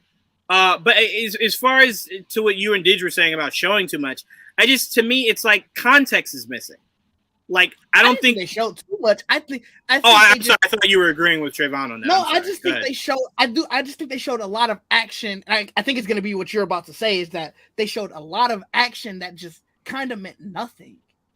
Well, yeah, I took a lot of this out of context because I still feel like I have no idea what this movie is about. Like, I still feel like I have no idea. That's why I'm saying you can never truly spoil me because I have no idea what I don't know what I'm looking at. I can't. Like, there's a character from Joelle. What's the character that was using her hands to shoot beams out and shit? I don't even know who the fuck that is. So like, there's so much about this movie. She was from that musical movie that Steven Spielberg directed. Rachel. Oh my gosh. Yeah, the character. I know the actress. I mean the character. What's that story? Yeah. Yeah, she's one of the sisters. She's Anthea. Her name's Anthea. She's one of but I think her real name is Rachel. Rachel something. Rachel Zegler is her real name. Right, got you. Thank you. You knew her. You said you knew that. Yeah, so that's what I didn't know her last name. I knew her name was Rachel. I didn't know her last name. It looks like they're all magic, at least something, right? So that's cool. Yeah, no, but I'm saying her character is like a character that when I see, I don't immediately go, oh, I know who that character. So that's what I'm saying. There's so much that this movie will answer for me. So I'll never feel like you spoiled everything because I have just too many questions. You know what I'm saying? Because everything I saw was out of context. Now, you might have come up against what I was saying before, that you showed all the best action in the trailer. But again, the story, I still have no idea what the fuck this movie's about. So I will see this first night because I like Lucy Liu. She's a good actress. So I'm sure her acting is what you're. Do we know the runtime of this movie? I genuinely meant I like her Probably over acting. 2 hours. Jesus. Yeah, I would assume over 2 hours. All right, before I end it with you, Joel, I'm gonna go to Jamie. Jamie, what were your thoughts on this trailer? I was not like the biggest fan of the first Shazam. I thought it was cool. And seeing that was cool. And seeing the trailer for this sequel, I'm like, oh, okay. It's kind of intriguing. I don't think I'll be there in the theater like day one or anything. But I think I'll try to go see it in a reasonable amount of time, I guess. I don't know. depends on what's going on, I guess. But yeah, I think it wasn't like the most attention grabbing trailer, but I just marked that up too. I might not be the biggest fan of Shazam, but I think they did do some things that were like made me interested. And I do think I do agree with Trayvon that they might have shown too much. And maybe that's why I'm interested, because I'm like, oh, that happens? Oh, okay. Yeah, I can see why you guys weren't like that jazzed about this trailer, but I don't know. That's cool. No, I mean, like I said, I like that you qualified it by saying maybe you're just not, the biggest Shazam fan as far as the movies goes. Because that is important. If the first one didn't really do anything for you, it creates a tall task for the second movie, right? To come in and kind of just wash away all the bad that you might have, perceived from the first one. So it's a heavy toll. So I get it. I respect you putting it that way rather than just go, shit fucking looks horrible. I don't give a fuck. This movie's gonna be shit. You know what I'm saying? I respect it more so of like, I didn't really like the first one, so I don't really give a fuck about the second one. I can respect that for sure. Joel, you had this as one of your Oscar nominations for next year. So walk us through about your thoughts on this trailer. Joel. Words came right out of his mouth, is all I'm saying. As usual. In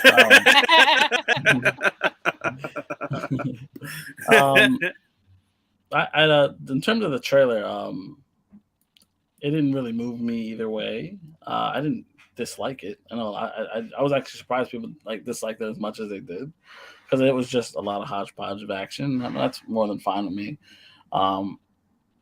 I do like the character of Shazam. Not the biggest fan of Shazam, but I do like the character. I know a lot about, not a lot, but I know enough about the character. And I don't know who the hell these villains are. So it's very much a big mystery as what they're walking into, what they can do, who they really are, what their motivations are. So it's very you got to sell me past that, because I don't know. I don't know. I have no connection to these villains at all. So going into the trailer, I look into it and I'm like, all right. Well, I mean, I like the actresses, but they don't excite me at all. So it's it's not that those villains don't excite me. So I would need to see the movie. The trailer, I don't care what trailer you show me. They're not going to show me everything. So for me to really get invested in this movie, I actually got to see it. Right. Because I need to see what these villains can actually do. Because I doubt they're completely a physical threat. They're probably throwing monsters at them. And I'm like, that sounds cool. And we've seen some cool action scenes like that. So I'm looking forward to what they can actually do and what kind of threat they actually pose, especially to not just Shazam, the Shazam family. This is a big fucking family at this point. So I do look forward to seeing how that all works out. But I didn't hate the trailer by any means. It was whatever. I get you. It just didn't move you. It didn't move you. Yeah, I didn't dislike it. I didn't love it, but yeah. We still think Wonder Woman is taken out of this movie.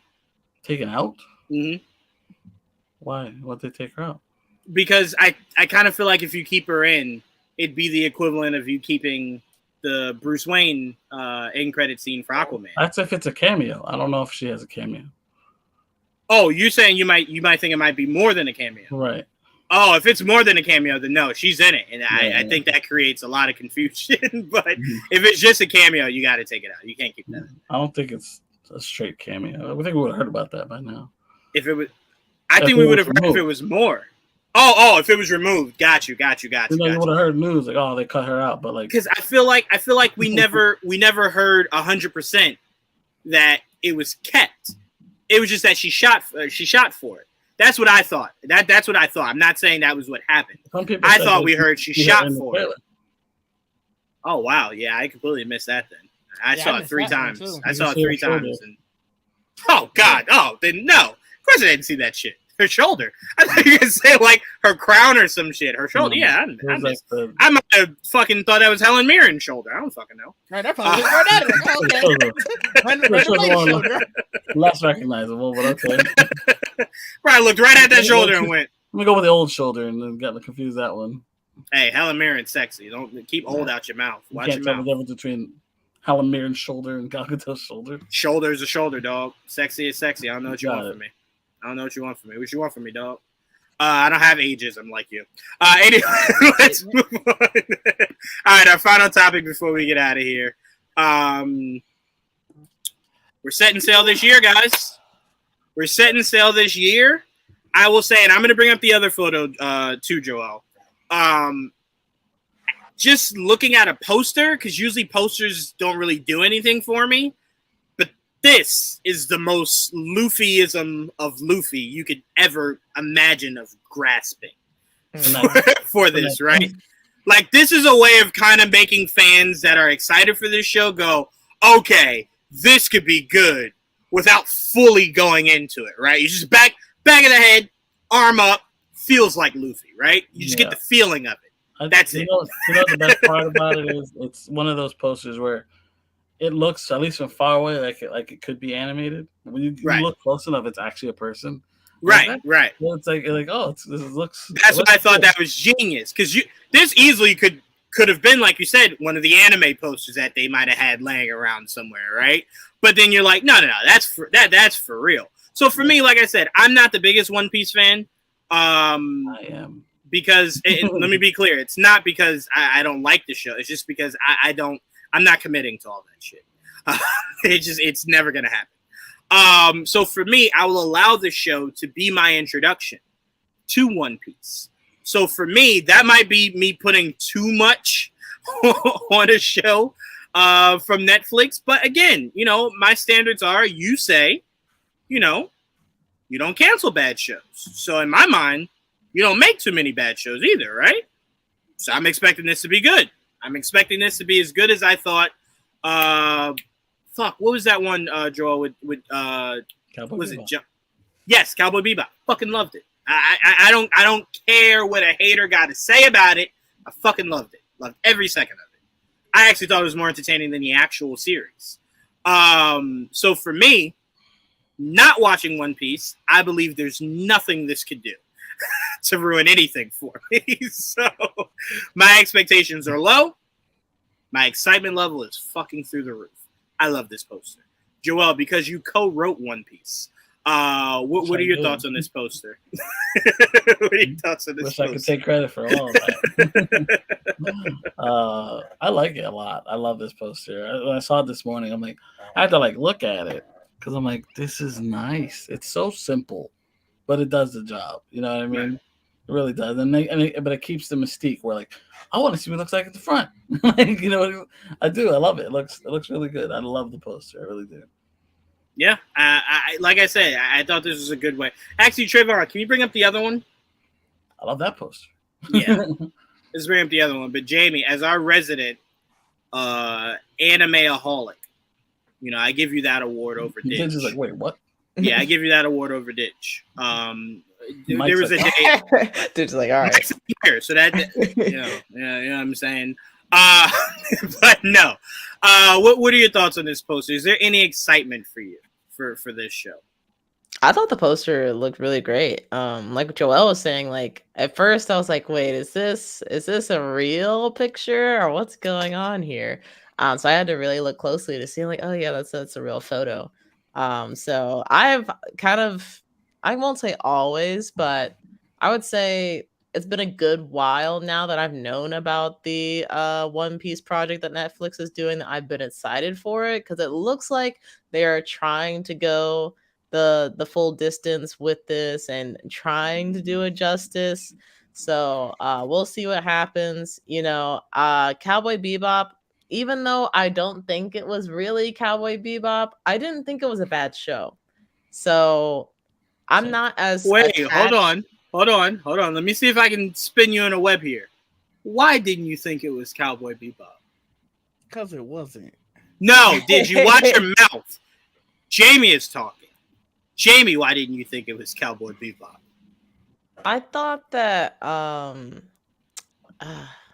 not super well versed with actor names, but I thought that the dude that played Spike did really well. Mhm. And I feel like they kind of did some weird stuff with Faye's character that they didn't really need to do. But also, I'd have to rewatch it to really give you like my full thoughts on it. But it seemed like it maybe wasn't accurate enough. I don't know if that's it, although I'm sure some people would definitely be like, yeah, that's it. I feel like when you watch an episode of Cowboy Bebop, you are a petty person. You are a petty person. I'm telling y'all, Trayvon is not a good influence on my life. He's just not. He's not. I've become so. I was petty today at work. Didn't even know I was doing it. My boss was like, "Hey, watch it," and I was just like, "I didn't even know what I said. I'm sorry. I didn't even mean to do it." Trayvon just got that shit just second nature for me. Anyway, I'm sorry, Jamie. Continue. Now when you were talking, I was actually thinking about something because I watched a video essay talking about why the live action adaptation wasn't that great. For one thing, the editing and like some of the things that they were doing in post were just whack. They were just bad. There was an episode where I can't remember what was going on, but it's like the theme music kicks up and you're like, oh, okay, like kind of going into the theme, and then the actual like intro starts and they started from the beginning instead of like just keeping the music going and making it seamless. And I'm like, who edited this? Kind of offense to the person who edited that, because you should have known better. But we all make mistakes, so hopefully you will never do that again. But that, I don't know. They treated it with care in some aspects. Like I think the design of the set and the character outfits were really faithful. But in others, it just felt so strange. And then like the whole end of the series was just, oh, like what is going on? That was strange. But they didn't make it so, I guess, disrespectful to the original to where I was like, oh my god, I can't believe that they would even call this Cowboy Bebop, even though that I don't think they should have. And I was kind of like, okay, I kind of need a season 2 to justify what you did in season 1, because this stuff kind of not Cowboy Bebop and kind of not really following the story. So let me see what you're trying to do with this and see if it's kind of transformative. And unfortunately, we did not get that. So that's an L on Netflix's part. But back to One Piece. Did you see what the Cowboy Bebop, what their animation director said? No, I didn't. You were saying that. It was funny. You reminded me of it because you were saying like you don't think it was that much off where they shouldn't have called it. He said he watched the first scene and was like, "This is not my show," and turned it off. Well, fuck him. Anyway, Jimmy, you need something else to say about One Piece? Jesus. The showrunner, the creator of One Piece is hands-on with the show. Yeah, like very much like Last of Us. So. Oh, that's good. Okay, that's really good. Yeah. Good, Jamie. So I'm hoping that they'll kind of like take that same energy that they have for Cowboy Bebop as far as being enthusiastic about it, while also I didn't know that the original, like the mangaka for One Piece is involved in this project, but that gives me more hope so that he would not allow them to put out some garbage or put out something that like twists his story. You would hope. Yeah, you said allow. That's not how studios work. if they brought him on, he's there as a voice. Why he doesn't pull same as the Avatar? I was about to say he's there as a voice. You're not there as the leading voice. You're just there as a voice. Yeah, we should do it this way. I think what people need to do going into this show is understand. I don't know how many people here watch One Piece. but there's some fucking weird fucking people in that show. Like proportionately, they're weird. Yes. Big heads, little bodies. Like it's just like there's a lot of weird looking odd individuals. You're gonna have to one day realize this will not look normal on screen. They're gonna probably look like proportionally normal. I'm gonna tell you, there's a lot of giants in this damn show. It's weird. I'm gonna tell you that if I have anything ill will towards this show, it'll be because the show is just bad, not because they're being quirky or they're they're doing things different. You have nothing to compare it to either, so it's like.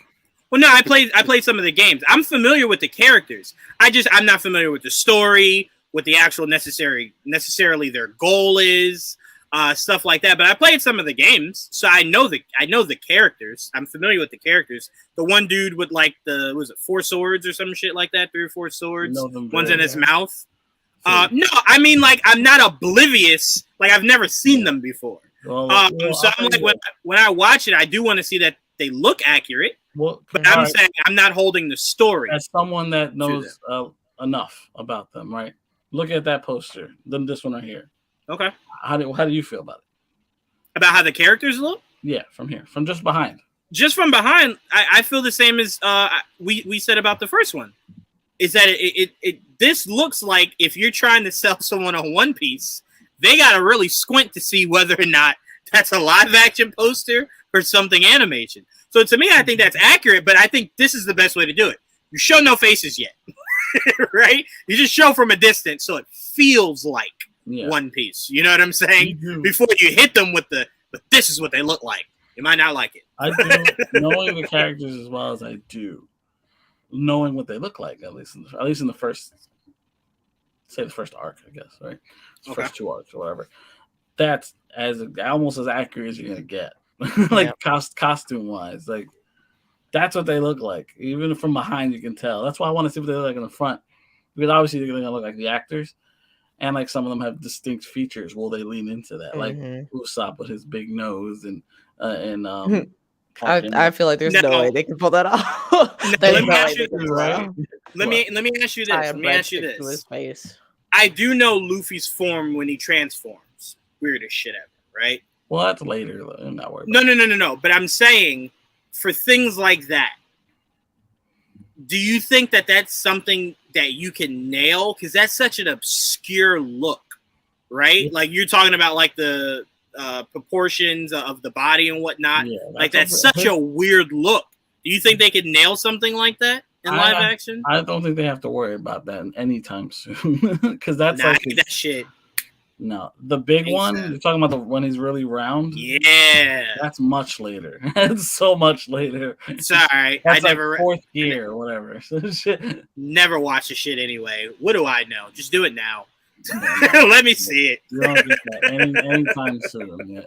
Right now he's just normal. Like you gotta use his powers. Once he gets to first gear, then you can. And even then, it's not crazy. You can definitely pull it off. Gotcha. But you don't gotta worry about it.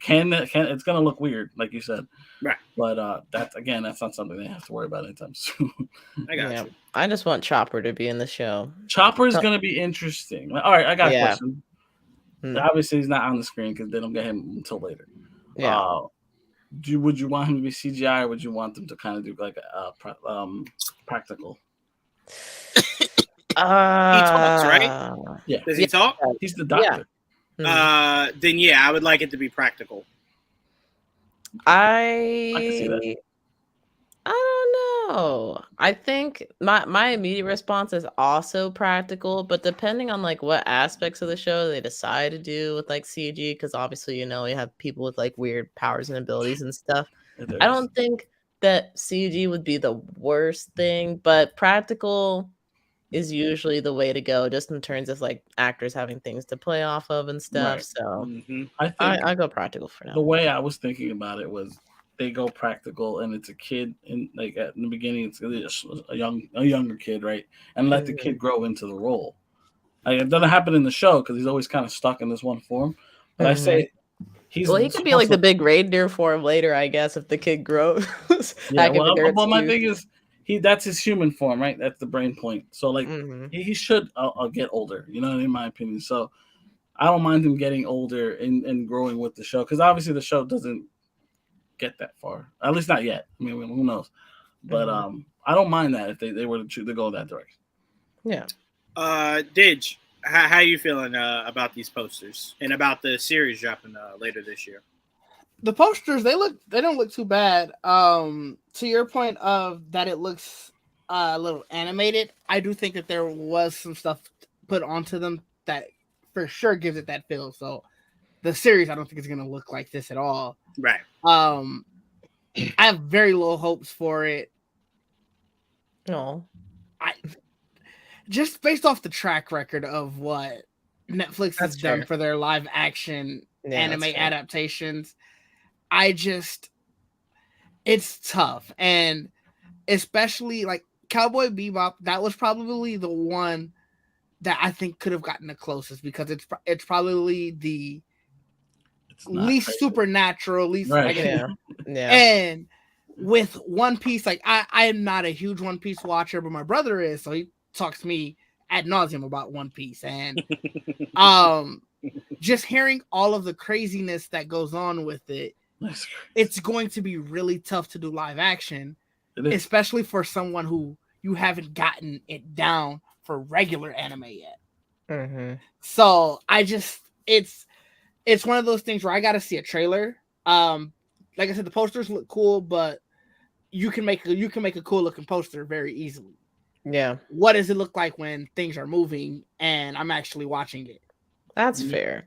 I feel like for me, I'm just more so looking for like a feeling of One Piece than anything else. Like as long as they like give me the feel that, it's kind of like a fun adventure, some people, ragtag team just kind of magically come together. Then I'm like, okay, yeah, that's fun. Nail the personalities, nail the looks, nail the abilities, and then we'll take it from there. Then like when you get the crazy shit, one step at a time. You're gonna get crazy, but we're gonna get to Arlong and we're gonna go, oh, fish people.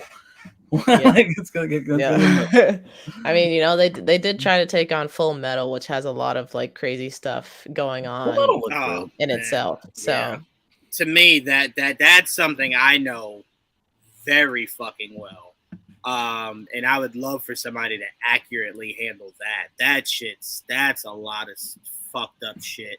that goes down. I couldn't finish it, but maybe I will go back and I'll like speed through some things just to see how they handle like the different homunculus. Because depending on like the special effects and stuff they do there, maybe that can kind of give us at least something for this. Maybe because to me, who I think, Jamie, and you might disagree, who I think is the hardest one to pull off in live action is Gluttony. Gluttony to me is the hardest one to pull off, not only visually but the aspects of his abilities. Yeah. And I'm just like, I don't know. Let's see what we got here. I feel like y'all didn't give Joanne enough shit for that bad Cowboy Bebop take. I mean, again, I was very clear in stating I don't care who doesn't like it. I didn't hate it, so that's why I didn't absolutely hate it. I just knew that it wasn't Cowboy Bebop. I wasn't the biggest Cowboy Bebop fan, so I ate it up. I thought it was better. Also, if Chopper was like Detective Pikachu, I wouldn't be mad. My only issue with that'd be cool. That'd be great, but I don't know if they're gonna have that kind of that. No, that that's my well, issue. not when the rest of the show demands very high budget. That's what I mean. Like, Chopper is he could be a whole CGI character. Look, they did it, and this guy looks great in Netflix. Oh my god, in Umbrella Academy, the monkey, he looks good. Yes. Right. But also, Joel, what's the biggest reason why you can focus on that monkey? Outside of last season, he's not really. No. But you're also not spending a lot of money on superpowers. A lot of their powers you can kind of just fundamentally do, right? Like one of the chicks, she just talks and like it hypnotizes people. Right, you don't need a massive budget to make none that of them, work. at least not in the beginning. None of them are hard to really pull off, except Luffy, because Luffy can stretch. So I'm sorry. His stretching ability. No, I mean like the Straw Hats, like they don't have crazy. Let me ask you something weird. This is really even have a power. She's right. a navigator. That's not till later where she can manipulate weather, but that's later. This is really weird. Before we get out of here, I want to ask you this, and this might sound weird, but bear with me. I'm not even joking when I ask you this. How important? No. I'm not ending the show yet, Javon. Hold on. Goodness gracious. I meant before, this is our last topic. This is the last thing we're going to talk about. but how important is the sound to you guys? Because, like, I have seen episodes of One Piece, and when he stretches, the sound is important to me. Like, the sound it makes, like the rubber sound it makes when he stretches, that is important to me. Is that, like, who gives a fuck, or is that, like, something that, you know, that should be in there? Because to me, it kind of just double downs on the idea of that is what he is. You know what I'm saying? So, so hearing that noise is just, again, I'm only speaking for people who are not familiar with any of these characters at all. You know what I'm saying? So to me, I've always thought that was important for this. Jamie, Joel, is that like, who cares? Or I mean, for me personally, I've only seen like the first few hundred episodes, which sounds like a lot, but when you talk to One Piece fans, like, oh, okay, so you just started. Cool. So you know, all of those episodes were made like quite a while ago, and like things have progressed like exponentially since that point. So for me, if the sound is different, I'm not going to be like too hung up on it, because I figure like the stuff that they're doing in the show now is probably 10 times different than the stuff that I've been watching recently. So I get you. Joel, you feel the same? It's not a deal breaker for me, because it's like, it's one of those things where you're now in, like, it's not animated anymore, it's reality.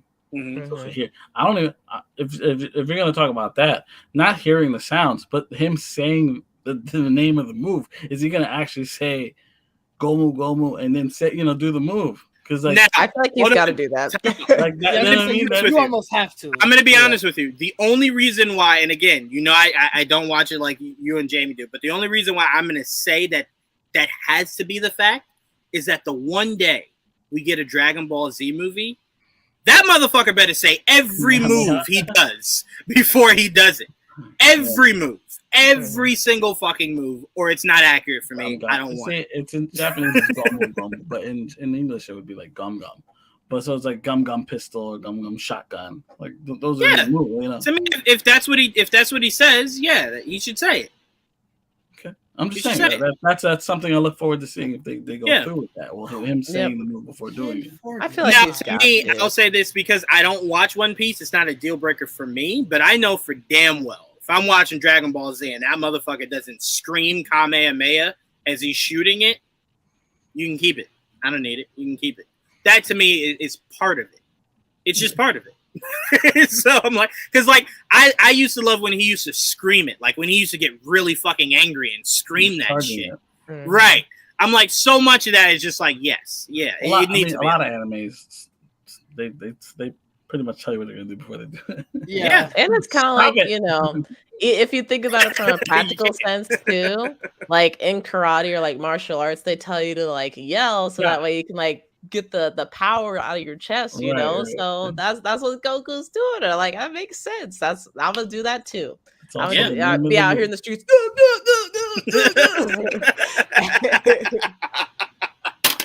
Yeah, I feel like Luffy's got to do it too. I just picturing Jamie's victim in the hospital talking to the cops. It's like, I didn't see anything. All I remember was the intense screams. She kept screaming at me, but she was beating my ass. It's like, what did they sound like? Like, what? Really? Yeah, I don't know. It was very intensive. I can't explain it. You messed up. Right. That's how this is what they knew. They fucked up. But Trayvon, because I know that you once told me in confidence you love One Piece more than Power Rangers, how excited are you for the series to drop later on this year? And what are your thoughts on these posters? I love nothing more than Power Rangers. But anyway, damn, you said nothing? Nothing. Nothing? No. Nope. Now, do you mean nothing as a whole or nothing show-wise? I've been watching Power Rangers since I was 4 years old. Nothing. Right. Is more engraved in me. Okay. I'm gonna hold you to that. I know exactly how I'm gonna hold you to that. No problem. Okay, that's fine. Next week. Okay. So yeah, this I have no idea what this is, honestly. I was listening to y'all, so I was like, "Oh, that's cool." This is safe for now, DJ. I've been learning these stretches and somebody controls the weather. Sounds like my show now. Honestly, I was like, it's a fun show. It's really. I'll break it down real quick. You want me to break it down the characters real quick? Yeah, go for it. Okay, this guy over here, Sanji, he's the cook. He doesn't use his hands to fight, only uses his feet to fight because his hands are for cooking. That's his thing. He smokes a lot too. This is Nami right here, the girl. the only girl at the moment. She's the navigator, right? She later on she'll manipulate weather, but that's why, because she's really good at. She's the navigator and she's a thief. Okay. Then you have Luffy's the one that ate the gum fruit. He stretches. He's the captain. Usopp is the sniper, and I guess for the time being, he'll also be the guy that fixes up the ship. And then you have, and he uses a slingshot. He doesn't do like a bow and arrow or gun. Slingshot's his thing. He loves the slingshot. Then you have Zoro, which is basically like his what do they call that? Oh my god, the guy that's right under the captain. First mate. First mate. Yes, first mate. Absolutely, first mate. That's just basically his first mate. Technically, the second strongest character in the crew, and he's a wielder of the three sword style. And one of the swords he keeps in his mouth, and then when he's serious, he'll put on he has headband. See the headband on his arm? He'll put it on when he's more serious. Okay. Right now, it's just chilling. Very there you go. It just when you just said 300, you seen hundreds of episodes. They very said at the beginning. I'm just like, how can something go on that long? I have with 1,049 episodes. I'm on 770. Wow. It's been on since 1999. Hold on, time out. Trayvon, why are you so shocked? What Joel's telling you is the equivalent of if you follow Power Rangers from Mighty Morphin to today. No. They have abilities. They have different seasons. They have abilities. Oh, no. I thought you were saying the length, and I'm saying all these Power Rangers are connected one way or another. They're not completely separate. They're connected one way or another. Yeah. So I'm like, again, One Piece is one elongated story. Yes. Mm-hmm. Yes. But we're just talking the longevity of it. Power Rangers has existed since what? 91, 92? We're in 2023, Trayvon. like, come on now. It's equatable. When I essentially heard the premise of the show, it doesn't sound like something that can last 700 episodes. That's all I'm saying. I just don't like... No. Here's a subtlety. You ready for this? There are probably millions of anime that should not last as long as they do. That's why they create so much filler. It's because in a season, you might. One Piece doesn't have a lot of filler? Mm-mm. Everything matters? Yeah, I'm never fucking watching this. Not everything, but there's very little filler. Yeah, no, I can't do that. Yeah, no, I can't do that. I can't wait to see. I remember looking up the percentage. It's not high. I tell that to people. People are like, "No way." I'm like, "Yeah, there's not a lot of filler." Because there's not many anime that there's not a lot of filler. Especially the Naruto before Shippuden is all filler. It feels like right. It's Boruto is all filler, basically. Is that the case here? Like, wait, say it again, Trayvon. I said they must run into people all the time or something. Like, well, they're pirates, so I assume they come across an adventure all the time. Oh yeah, there's a lot of characters. It's about 10%. 10% of the shows. This is the main cast. 10% of the episodes are about filler. 10%.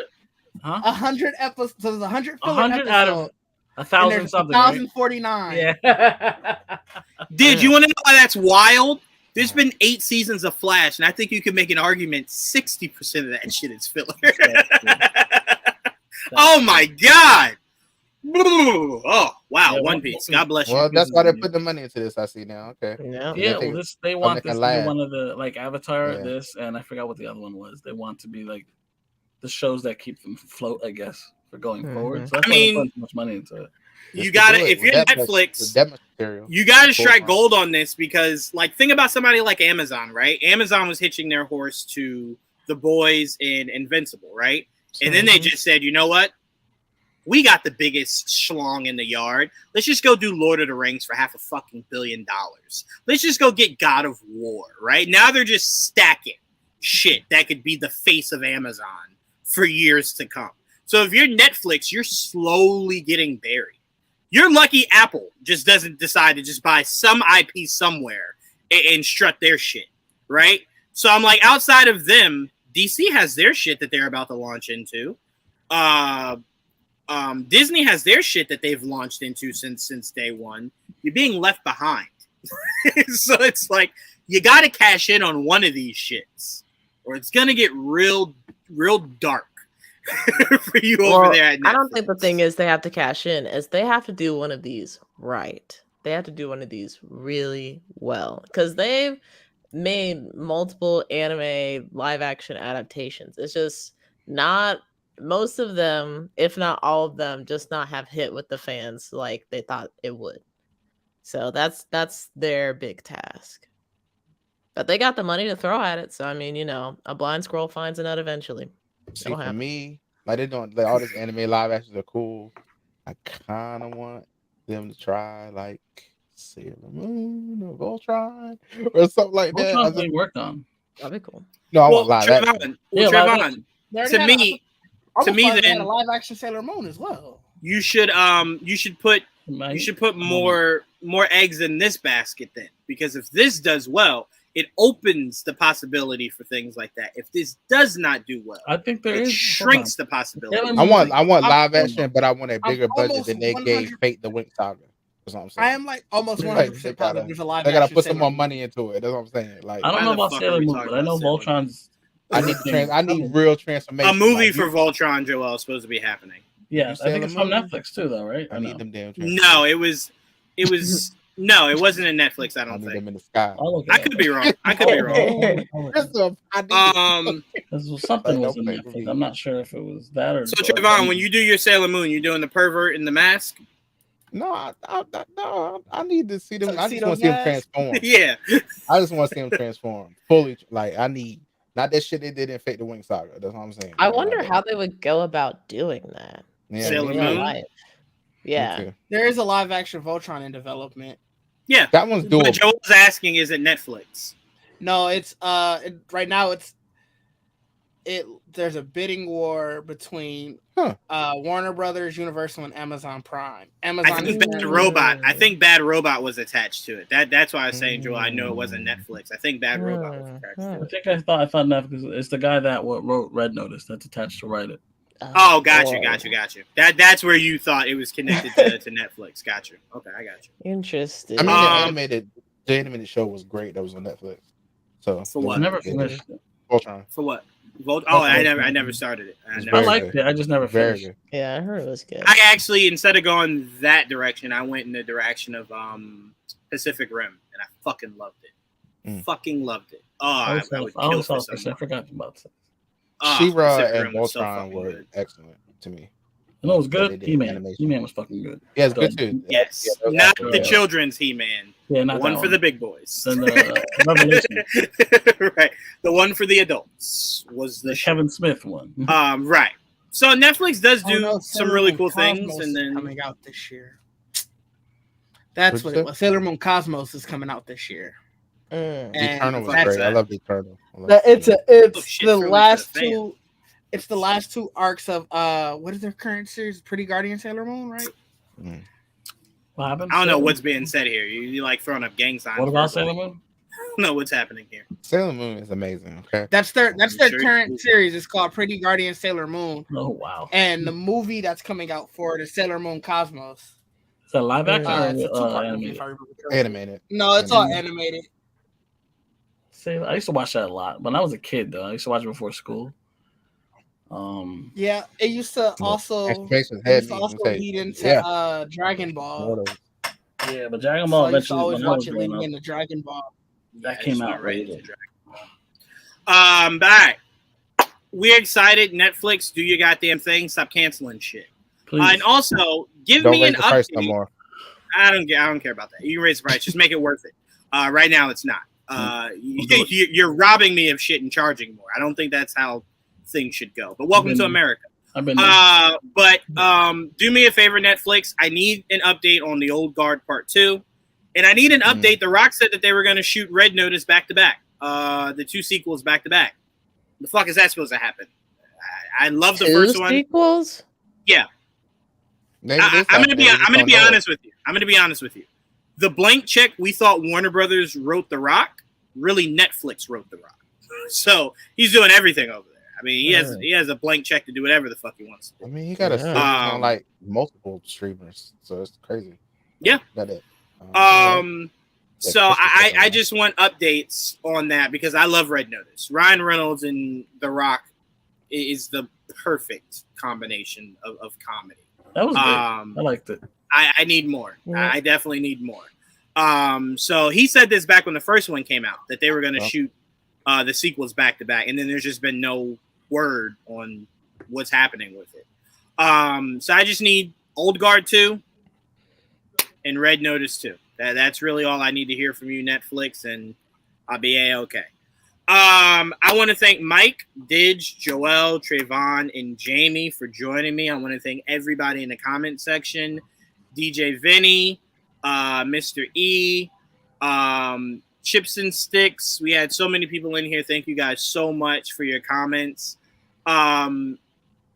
Tomorrow, James Gunn is supposed to be giving us our information about how he's starting off his DCU.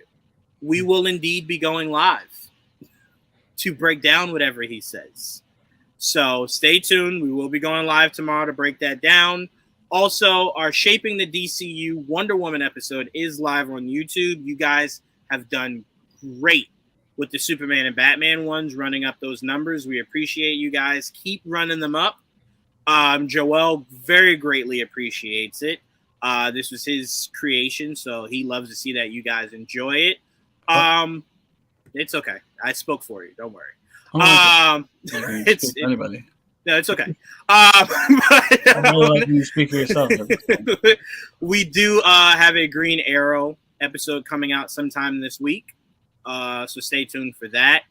But yeah, we will be back to break down James Gunn's DCU when he gives it to us tomorrow.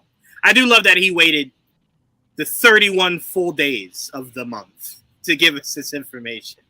I did think that was an asshole thing to do, but that's he James should Gunn. release it at 11:50. I told Mike if he really wanted to kind of step out against all the scoopers and shit, he should do it February 1st. Like, I know I told you guys January, but you know, I don't like when you guys assume shit, even though I said it. Fuck you. February, here you go. But we'll get it. We'll know. No more speculating. No more theorizing. We'll know. And we will break it all down tomorrow.